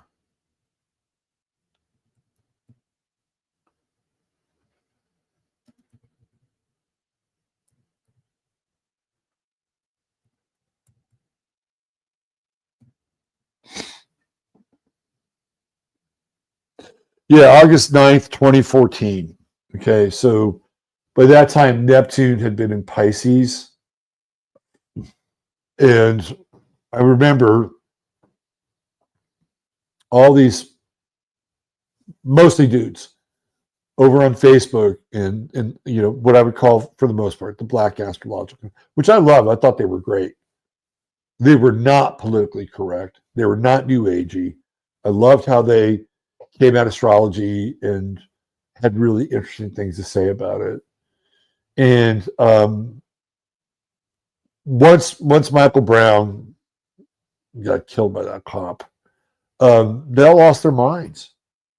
They all lost their minds. It was like, again, it's this whole thing, right? It's like this spirit just like came over them. And I remember trying to tell them, like, hey man, you guys are getting played. You know, you're getting played here. They're totally, they're going to use this event to pit us against one another, and you're getting. They didn't want to hear it though. They didn't want to hear it because this spirit is conjured up time and time and time again. But at that time, right? At that time, it was heavy Neptune and Pisces, victimization. We're tired of being victimized. We're tired of being victimized. We're tired of being on the wrong end of the barrel. After all of these, well, really, it was just after Trayvon Martin. But that's really what it was at, right? We're tired of being on the wrong end of the barrel. It was total Neptune and Pisces. I couldn't talk to him. This is what I'm talking about. It was almost like, and what was really interesting, as I was hanging out with this guy, really very cool guy, and his I don't know if I want to say his name now. I don't really want to indict him, but he's a super cool guy, and we used to talk, and one time he came on my show, and he admitted to me, just in, you know, in our, you know, off time conversation, not on the show, that he was a Freemason. And he came on my radio show. This is back on Blog Talk Radio. And he was intimating on the show that Darren Wilson, who was the guy who was the officer that shot Michael Brown, was a Freemason. And I think he's probably right, because one of the things that you'll find in Leos, law enforcement officers, and even first responders like firefighters, you will find Freemasons. Huge amounts of Freemasonic activity in first responders, which can be a little creepy depending on how you view those sorts of things, right? So again, I'm just trying to give you a sense or understanding of like how this thing works. You know, how there is this zeitgeist in a lot of ways that is dialed up, literally dialed up. Events happen, the events are driven, and who knows like what kind of psychotronic forces are actually driving the events. Because we know we have media, and the media is loaded, right? The media can push things any way they want, any way they want. But what's behind the media? What's the signal pushing the media itself? We don't know. We don't know. You know, we used to have an analog signal where everybody had an antenna, and that antenna was taking in the same analog spectrum, the same three major channels, a PBS channel, your local affiliate, and then you had your UHF. That all went away. That went away, at least the application of that. We don't know what's driving that signal right now, right? Everything's coming through digitally, but that analog wave that we would, which is very Aquarian, right? Your antenna's picking up the waves, it's coming into your home, or it's coming into your radio. Not occupied. You know, if you go back and you watch the movie They Live, this is exactly what they're talking about with They Live. That there is a group of people who are controlling the frequencies. And of course, there's the denouement where that's kind of resolved. But this is kind of what I'm leaning into here, right? So then when we dial up these new aspects, these new outer planetary aspects, which do have their inherent meaning, are there people behind the curtain like the Wizard of fucking Oz who know what they're doing and have the ability to dial things up in ways that are completely high strange and psychotronically driven? I would say yes. I would say yes. Now, are there people who know about this and are trying to oppose them with their best efforts? Yeah, I would say yes as well. I think that's going on for a long time. So I'm just trying to get your head wrapped around this idea and bringing these different worlds together, right? Okay. So we have the Metcalfs, the brothers, the twins. One of them is dead, right? Almost like a sacrifice. You have the two Karmelos, Karmelo with a C and Karmelo with a K. Karmelo with a C goes into the Basketball Hall of Fame the day that Karmelo with a K supposedly plunges a knife into Austin Metcalf. All right, we have that. Now I'm going to bring in another kind of level of high strange. There's a movie that has just been released, and some of you might be familiar with it. The movie is called Sinners. And Sinners has an interesting premise. Where does it take place? It takes place in the South. And a brief synopsis of Sinners, I'll give it to you, is that there are not just two brothers, but twins. And these twins leave Chicago. Just remember that name, Chicago. They leave Chicago. They had been connected to the mob in Chicago. And they're taking their money and they want to open like a roadhouse, speakeasy kind of place for the locals to go and let their hair down, listen to some blues and drink some hooch and screw around on other people's wives, right? Like that is the premise of what they want to do. And when the twins get there, they meet this guy who seems a little racist, right? But he sells them this place nonetheless. And they open up this roadhouse. And it goes from being this kind of interesting, sort of, kind of dive into, sort of Southern black folklorica, with the dances and the music and, the lighting. And, it's kind of like, oh, look at this, man. Ryan Coogler, he's really captured the spirit of that time. And of course, there's some licentiousness, and sinners is really the name of the people who go there to lose themselves. They're not at church, right? They're not at church. And enter the white vampire. There's a white, now it goes from being that to a supernatural movie where there is a vampire who enters into their midst who happens to be white. Right? Okay. And this movie right now is incredibly popular. It's one of the most popular movies in America. So let me introduce you to the poster for Sinners.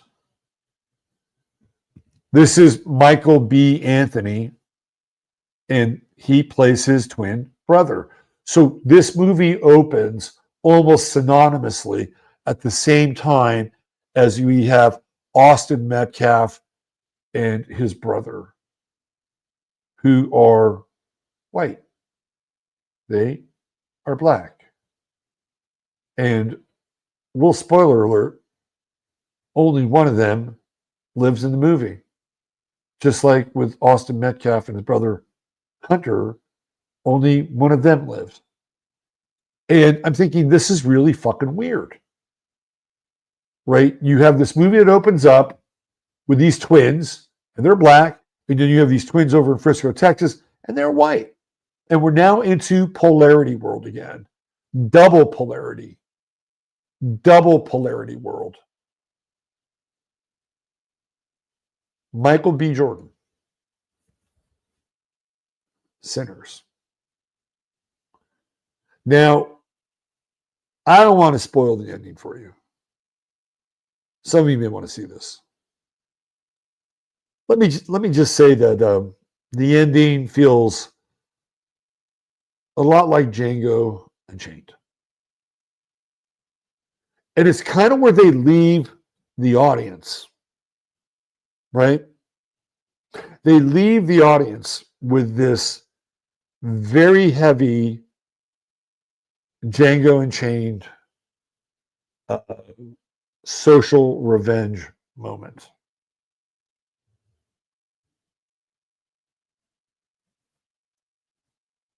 How do you think that impacts people when they leave the cinema?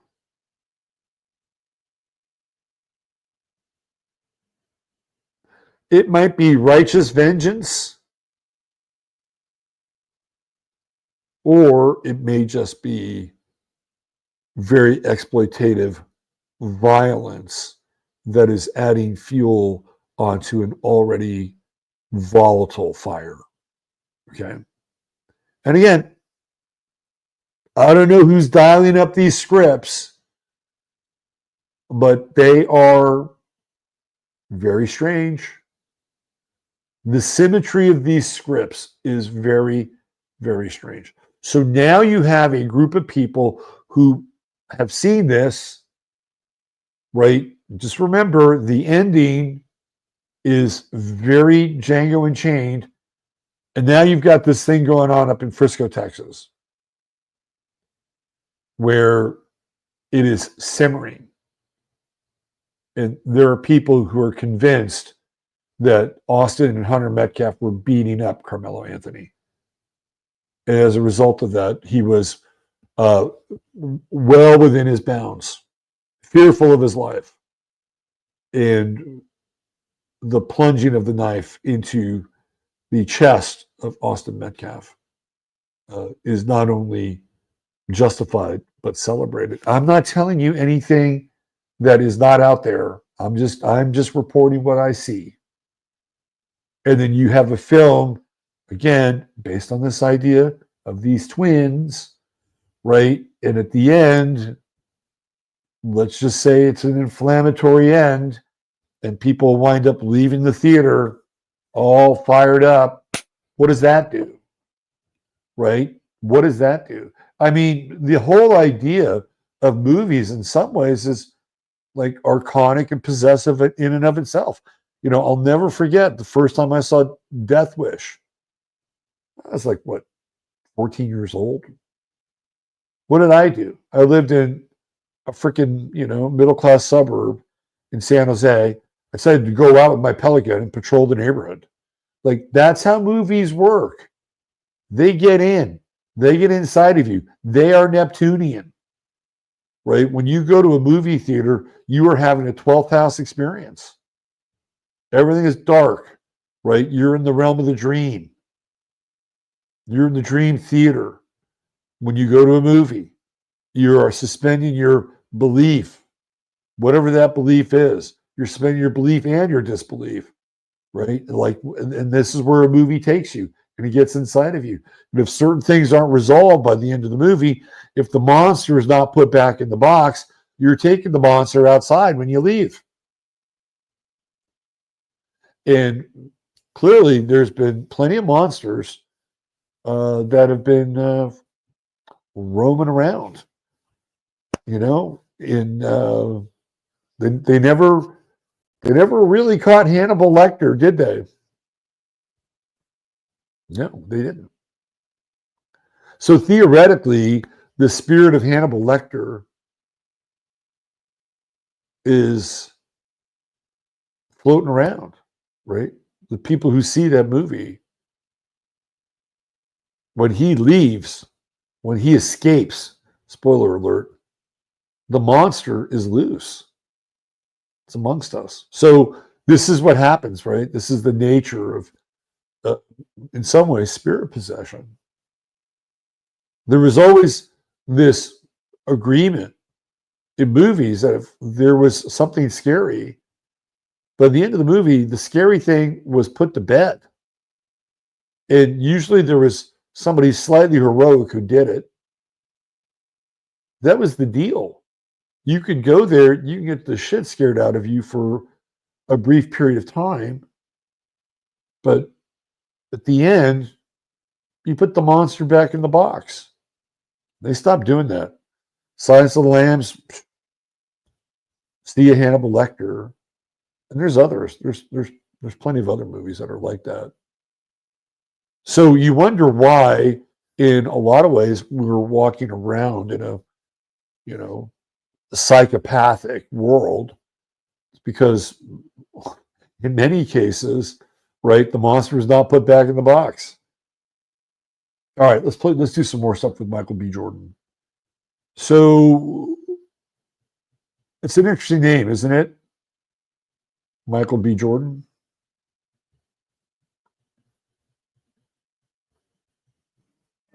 Now we got two Michael Jordans. So, well, he was popular and he just got named after him.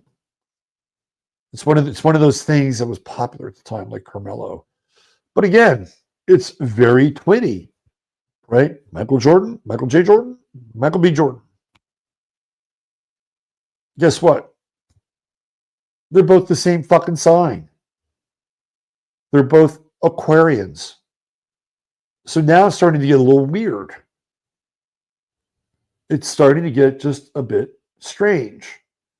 because he also is playing the twin brother of the twin in Sinners, which just recently opened in Frisco, Texas, there were twin brothers and one of them was killed.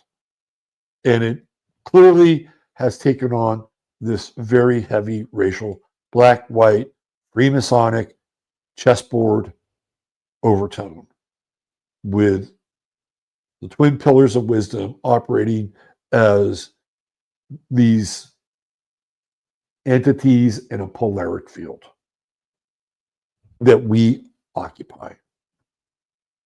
Okay, so what's interesting, again, just from a place of synchromysticism, is the fact that Michael J. Jordan and Michael B. Jordan have one other thing in common. Let me see if I can find it here. Oh, yes, here it is.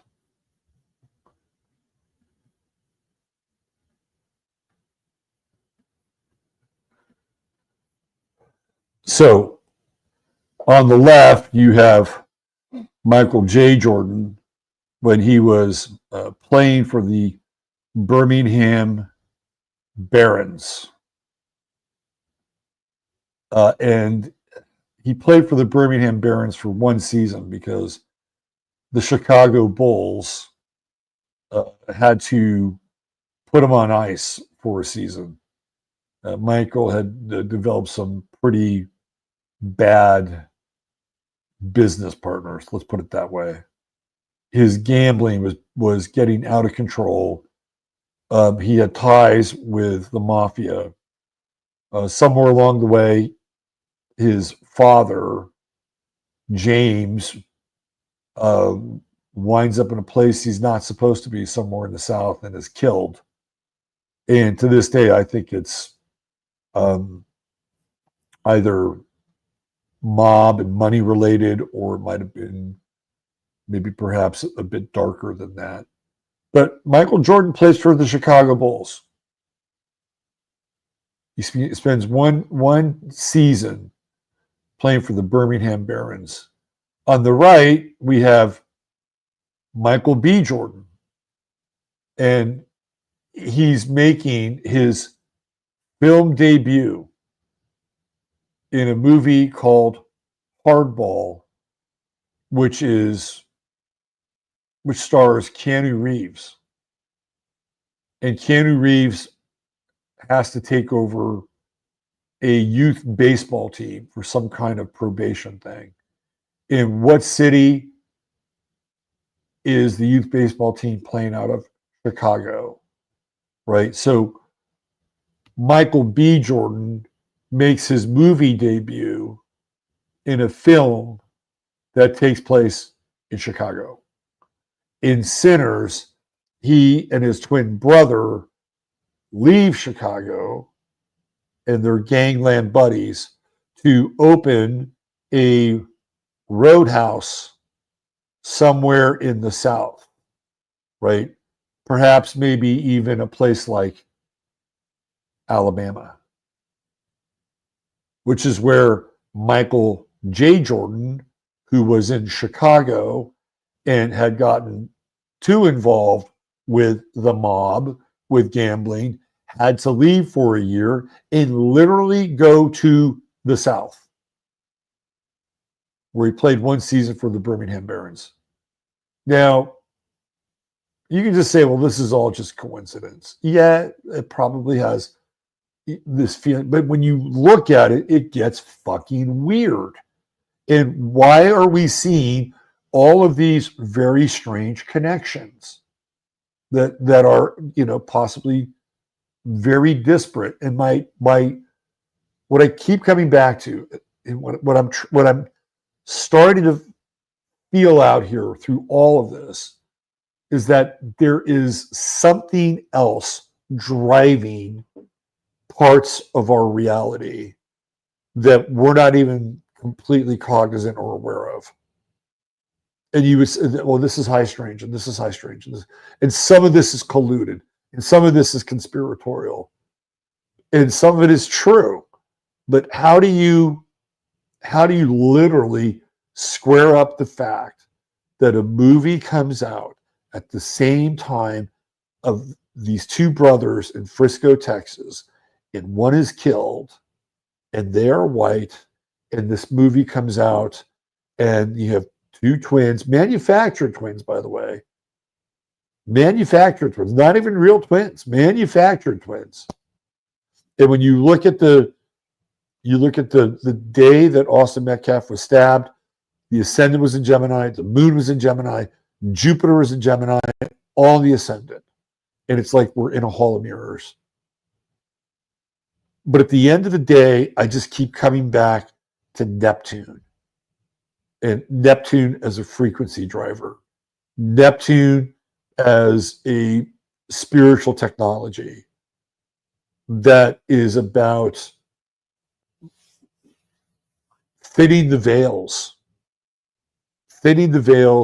and allowing this, you could call it whatever you want. You call it dispossessed, archonic, you could call it, I don't know, satanic, like whatever you want to call it, whatever you want to call this energy, right? There are things that happen. There are these social drivers. There are these, again, I'll use the word technologies that split people open and make them just way more susceptible to these energies that come in. And now these energies are the drivers. They become the drivers of reality. There was that Denzel Washington movie. What was it called? Was it called Virtuality or something like that? Where literally this entity, right, I think it comes out of the virtual world and can like literally take people over. How many times have we seen movies like that? Where all of a sudden somebody's not themselves anymore. You know, and then they act out. And it's like, what got into that person? You know, I never saw that side of them before. Or, you know, they were always, you know, incredibly, you know, mild-mannered and patient. And next thing you know, they're, you know, theoretically they got a gun up on a tower, right? So this is what I'm looking at here. Let me just show you this picture. Hold on.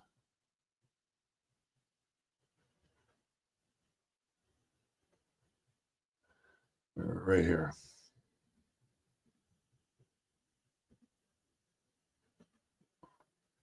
There's Michael Jordan and Michael B. Jordan. Michael J. Jordan, Michael B. Jordan. Right. Very first film, Hardball with Keanu Reeves. Again, based in Chicago. Michael Jordan, Chicago Bulls, based in Chicago.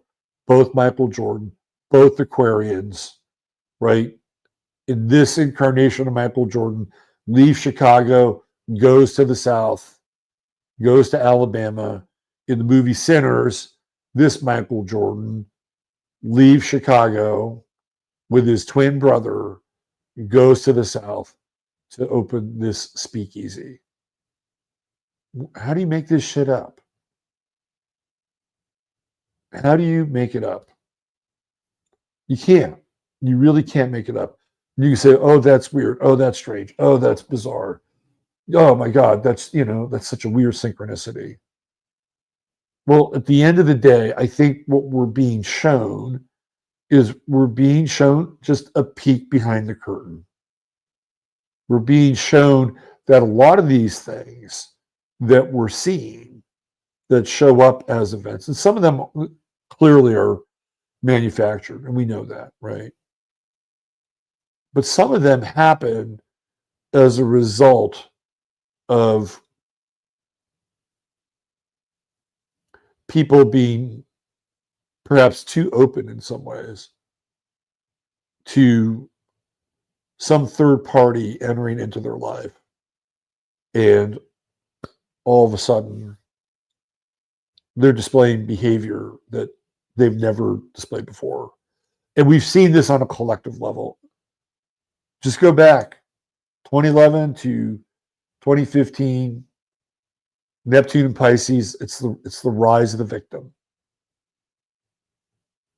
It's the rise of the victim and, you know, the grievance society. Neptune and Aries will not be like that at all. And when you go back and you look at this whole thing, right, with Neptune and Aries during the Civil War in Fort Sumter, it kicking off at that time. And again, it's theoretically based on racial lines and racial equality and or racial inequality. That's again the party line for the Civil War. Emancipation, right? The North and its higher consciousness wants to come to the South and liberate the South, liberate the people who are in chains. Right? That's the so-called energy. You know, the people of the South say, hey, fuck you. Don't tell us what to do. And then you have all these actors in the middle, many of whom all belong to the same lodge. Same lodge, or not physically, but metaphysically the same lodge. And here we are again.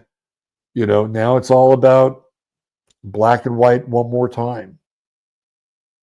You know, stoking the fire, stoking this sense that at any given moment we could be in a freaking civil war.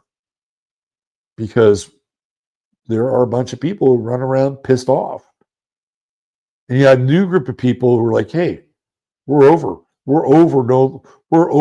you know, the victim card. I'm seeing things on Twitter X I've never seen before. I've never seen before on Twitter X. You'd be, you know, back in the old Jack Dorsey days, you know, if you had somebody who was so-called white snapping on somebody who was so-called black in the old Twitter days, you were out. You were banned. That's not happening now. That is not happening. And I'm witnessing more and more kind of open hand fighting on X when it comes to talking about Shador or Karmelo or anything like that, right? Anything related to that. It's not veiled. The stuff is not behind the veil anymore. And, you know, I don't necessarily think, look, I think people should be able to say whatever they want to say. I'm a big First Amendment person. And if you say something really fucking stupid, you'll get called on it. If you're going to make a point that is provocative and you have something to back it up and it makes not just common sense, but it has a deep element of truth, you're safe. You're safe. Doesn't matter, you know, how people come at you. I mean, theoretically, you're safe. Some people hasn't always worked out too well. But that's the whole idea behind the First Amendment. And I'm for it, you know, for it. I'm for anybody being able to speak their minds. And if you're able to back it up and do it with logic and facts and truth, then you'll win the day. And if you are a fucking idiot, then you won't do very well. That's the beauty, right? That's the beauty of it. That said, it also feels like we're, you know, getting very close to, if this thing does blister and pop into some kind of, you know, race-based conflict, OJ 2.0, George Floyd 2.0, and this thing in Frisco, I'm telling you, it is a boiler. It is a boiler that is getting hotter and hotter all the time. And then when you have this movie Sinners in the backdrop, turning up the heat, like why, when, how, who does this, right? Just all by happenstance, all by timing. Like, you have to ask some very important questions. when it comes down to something like this. And you may not get a ton of answers, but if you begin to look behind the curtain and you begin to take into account that there are these technicians that have been running these programs at a high level for a long time, again, and I'll use the word occult technologies that we don't know about, are not aware of, and that they are in connection with the people who gave them those occult technologies. Now, all of a sudden, we see them as this psychic driver for reality. And it comes through the amplification of the outer planets, which by and large determine the cycles of time that we're in. There are also things that will happen independently of that. But if you were someone who had access to those cycles and you wanted to dial it up, well, why wouldn't you? Especially if your goal was to upset the social order and social balance. So anyway, keep your eyes on what's happening in Frisco, Texas, because the worst part of this is that if this thing went George Floyd 2 or OJ 2, it's not going to be the same. It's not going to be like, oh, we didn't need that statue anyway. It's not going to be like that. You're going to have a bunch of people who are sick and tired of other people telling them what to do or how to live. And that is not going to be pretty. And then what do you have? Then you have problem. You got a problem here. There's a reaction, and the reaction is not a good reaction. And then you have the solution. What's the solution? Solution would be martial law. It'll be martial law. And that's when Saturn and Aries comes into play. Saturn and Aries locks it all down. Saturn and Aries is his detriment. It is not a good place for Saturn. And we're going to be dealing with that sucker for 3 years. 3 years. You put Neptune on top of Saturn. What does Neptune represent? Neptune's the 12th house. What is the 12th house? It's prisons, camps. You get the Saturn-Neptune conjunction, and we got a big race-based conflict, which and the flames are being fanned by these we'll call them agents, right? We'll call them agents. These high priests, right? These high priests that have latched on to these occult technologies, and they're driving the program. And then what do you get? You get lockdown. That's not good. That is not good. And the shitty part of it, right? The shitty part is that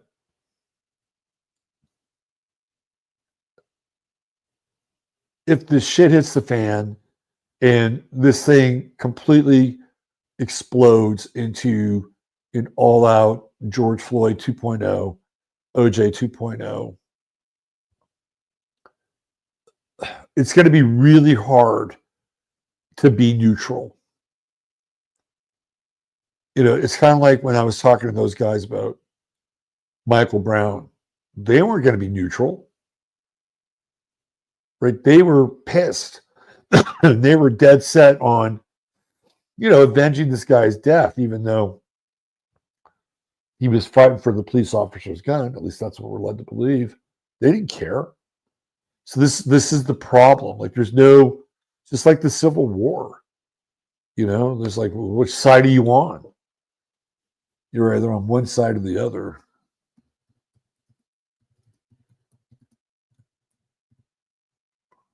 Hold on a second. Let me show you this.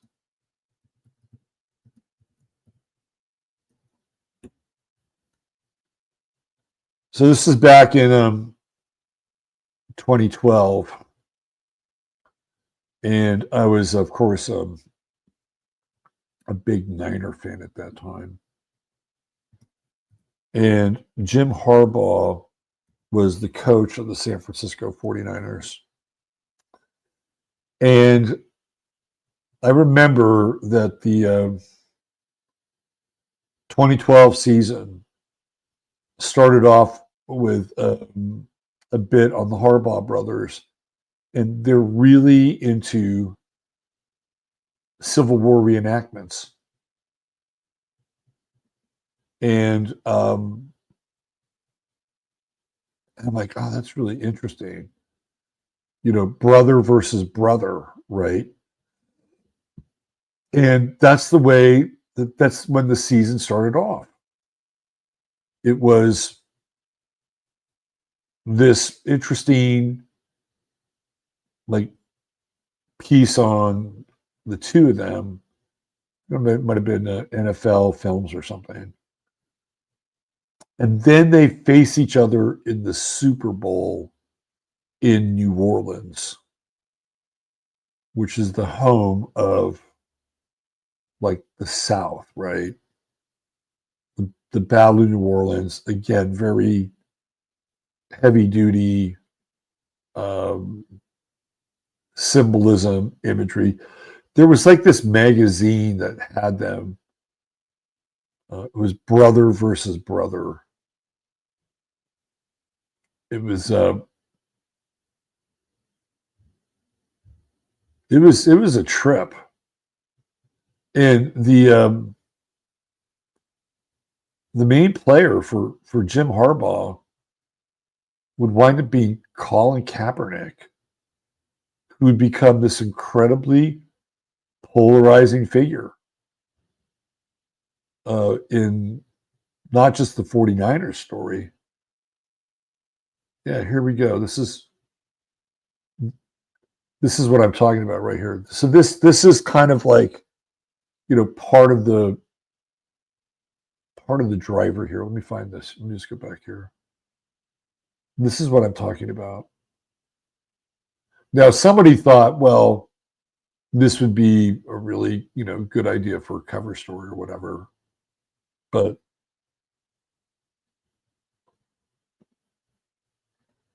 yeah, it's right here. See? Harbaugh Sunday, there will be blood.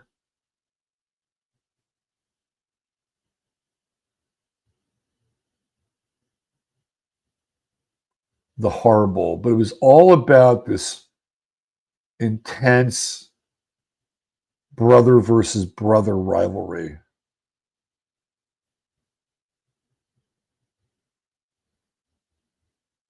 Brothers Jim and John Harbaugh face off in a fiery showdown in New Orleans. You know, New Orleans, again, sort of this home of the South, deep South. They burned New Orleans down.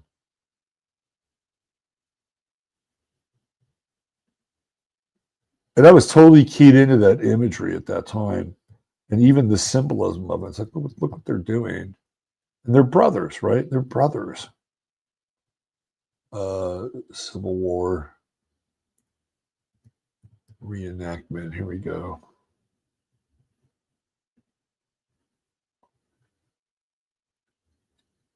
Yeah, they go through, and they're like these big Civil War reenactment guys. They're totally into it. Anyway, I hope that you have, at the very least, opened up your brain or your mind a little bit to take in what I'm talking about. Because when you put it all together and you start to look at all these strange synchronicities, particularly when it comes to twins, brothers, Gemini, duality, polarity, black and white, when it comes down to when you start to put all those pieces together and you reference it all the way back to the beginning of the Civil War, where Neptune's in Aries and this polarity really comes into play. It's the splitting of the country.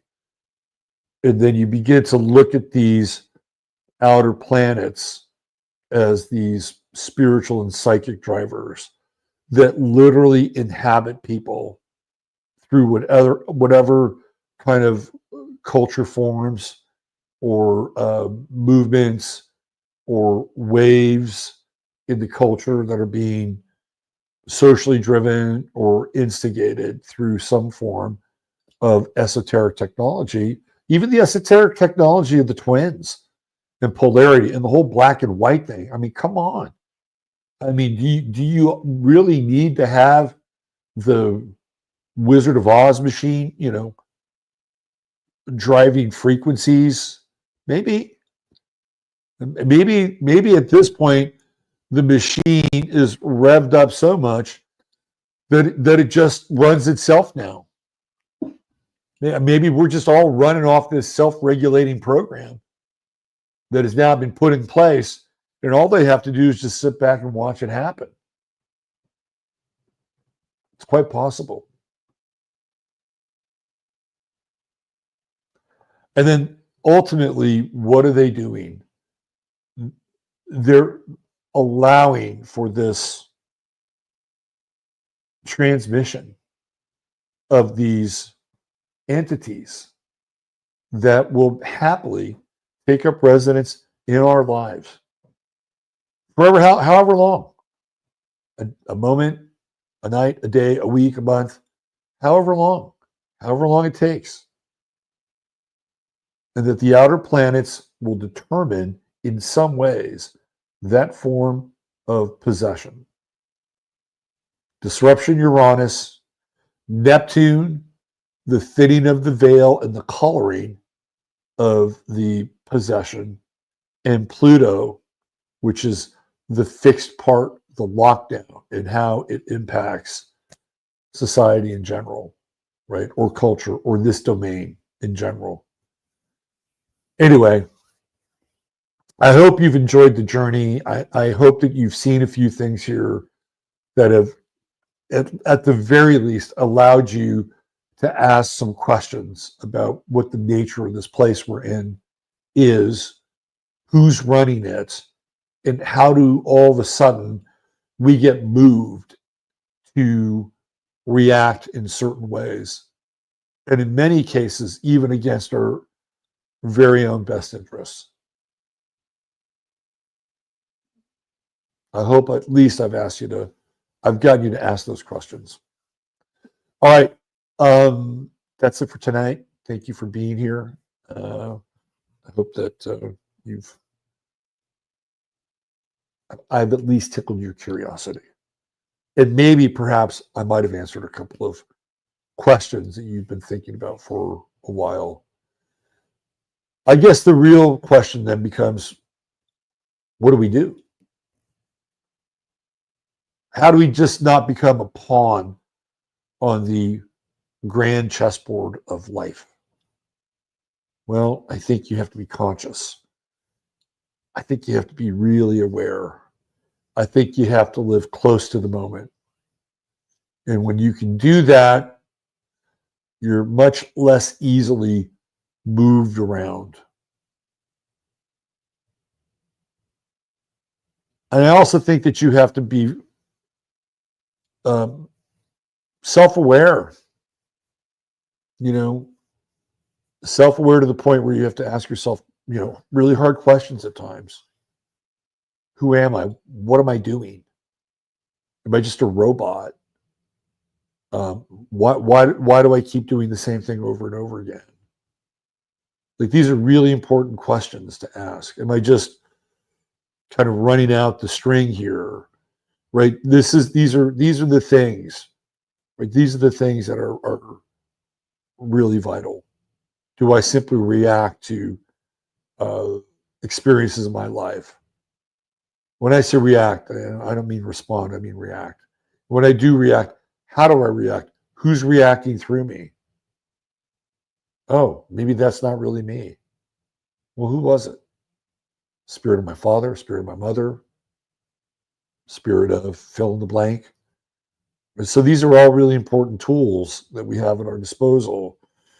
And those are questions that, conscious people ask, and conscious people stay out of that dilemma to the best of their ability. And we're always tested. We are always tested. You know, the true node is in Pisces right now. And I feel like there can be some really interesting cognition and understanding from a spiritual perspective with this true node in Pisces. Because part of it is, in some ways, you don't have to leave Virgo behind with the South Node. But if you're aligned with Pisces in a conscious way, some very interesting things can happen that you can be both engaged and discerning, which is what Virgo does. Virgo is the best sign for discernment. Pisces not always the best sign for discernment. But under this condition, it feels like that there's the ability to not only have some discernment with the South Node of Virgo, but there's also this ability to level up and kind of get above the polarity, because Pisces is a sign that's dualistic. You have the height and you have the depth. You have the heaven and you have the hell.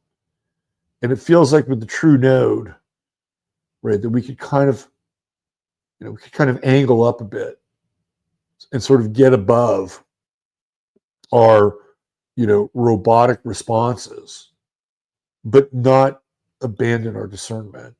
It's an interesting exercise and an interesting time to try that, to not let go of logic, to not let go of reason, to not let go of the things that bring order to our lives, but to integrate them to a place where we're able to surf the wave of the moment and get to the next level, because we're not operating out of some mechanistic robotic consciousness.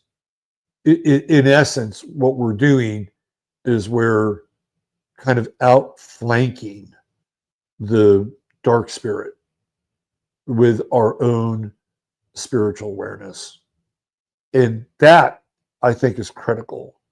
And that is probably the most powerful place we can all be.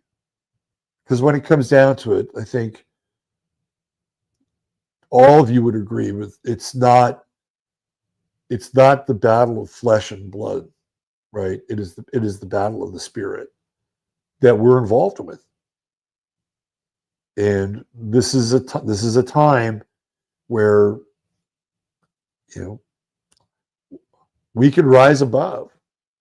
I mean, we literally can rise above these, if you want to call them archons or whatever, that want to suck us in, pull us in, pit us against one another, have some of these, outer planetary transits, pop in a negative sense. I talked a little bit about Saturn and Aries a while ago and how it's in its detriment. It's not good. It's like lockdown, right? It's like literally military lockdown.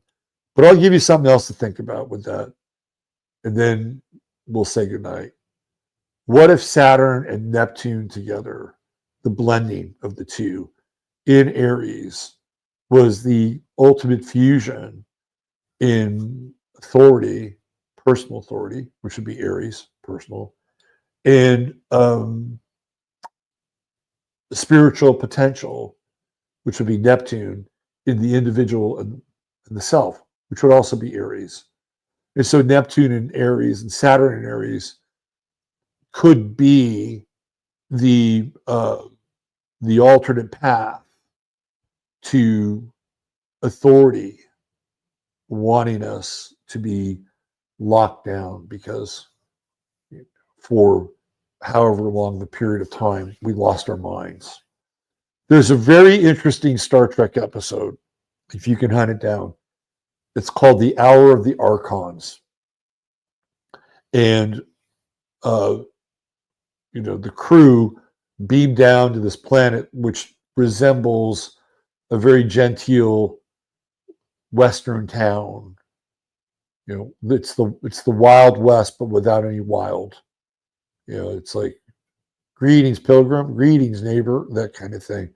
But at 12 noon every day, they lose their fucking minds for an hour, right? People are beating the shit out of each other. Women are being fondled and raped, right? And then the hour is up and it's done. It's over. And they go back to being genteel and polite. It's a very interesting episode. It's called The Hour of the Archons. And the guys on the Enterprise, they're able to rise above it. Okay, that's it. Thank you for being here. We'll be back on Tuesday for the astro weather. Jack Strom said something earlier about the Warriors. Go Warriors. Steph Curry. I got to say, Steph Curry. You know what's interesting about Steph Curry? He's a Pisces. We were watching the game last night. And, Steph stepped out of the political platform and tried to do a thing for Harris. He was actually at the convention. And I won't hold that against Steph. I won't hold it against him. He's a Pisces. And there was this guy, George Sedano, asked him a question. Well, how do you keep it going? Because he's 36 years old. How do you keep it going? You think you have enough left in the tank to take this team to world, to the championship? And he said a few things, and he said, I just want to give praise to God, the Most High, who allows me to do these things and show up and be healthy. I'm like, whoa, go Steph, right? I haven't heard Steph say that or anything like that in a long time, a very long time. And to me, that was that kind of Pisces spirit, rise above the wave moment, and understanding like where his true skill set and spirit are. Good job, Steph. All right. We'll be back Tuesday. Take care of yourselves. Treat each other well. Love you all. God bless. Robert Phoenix signing off for now. Good night.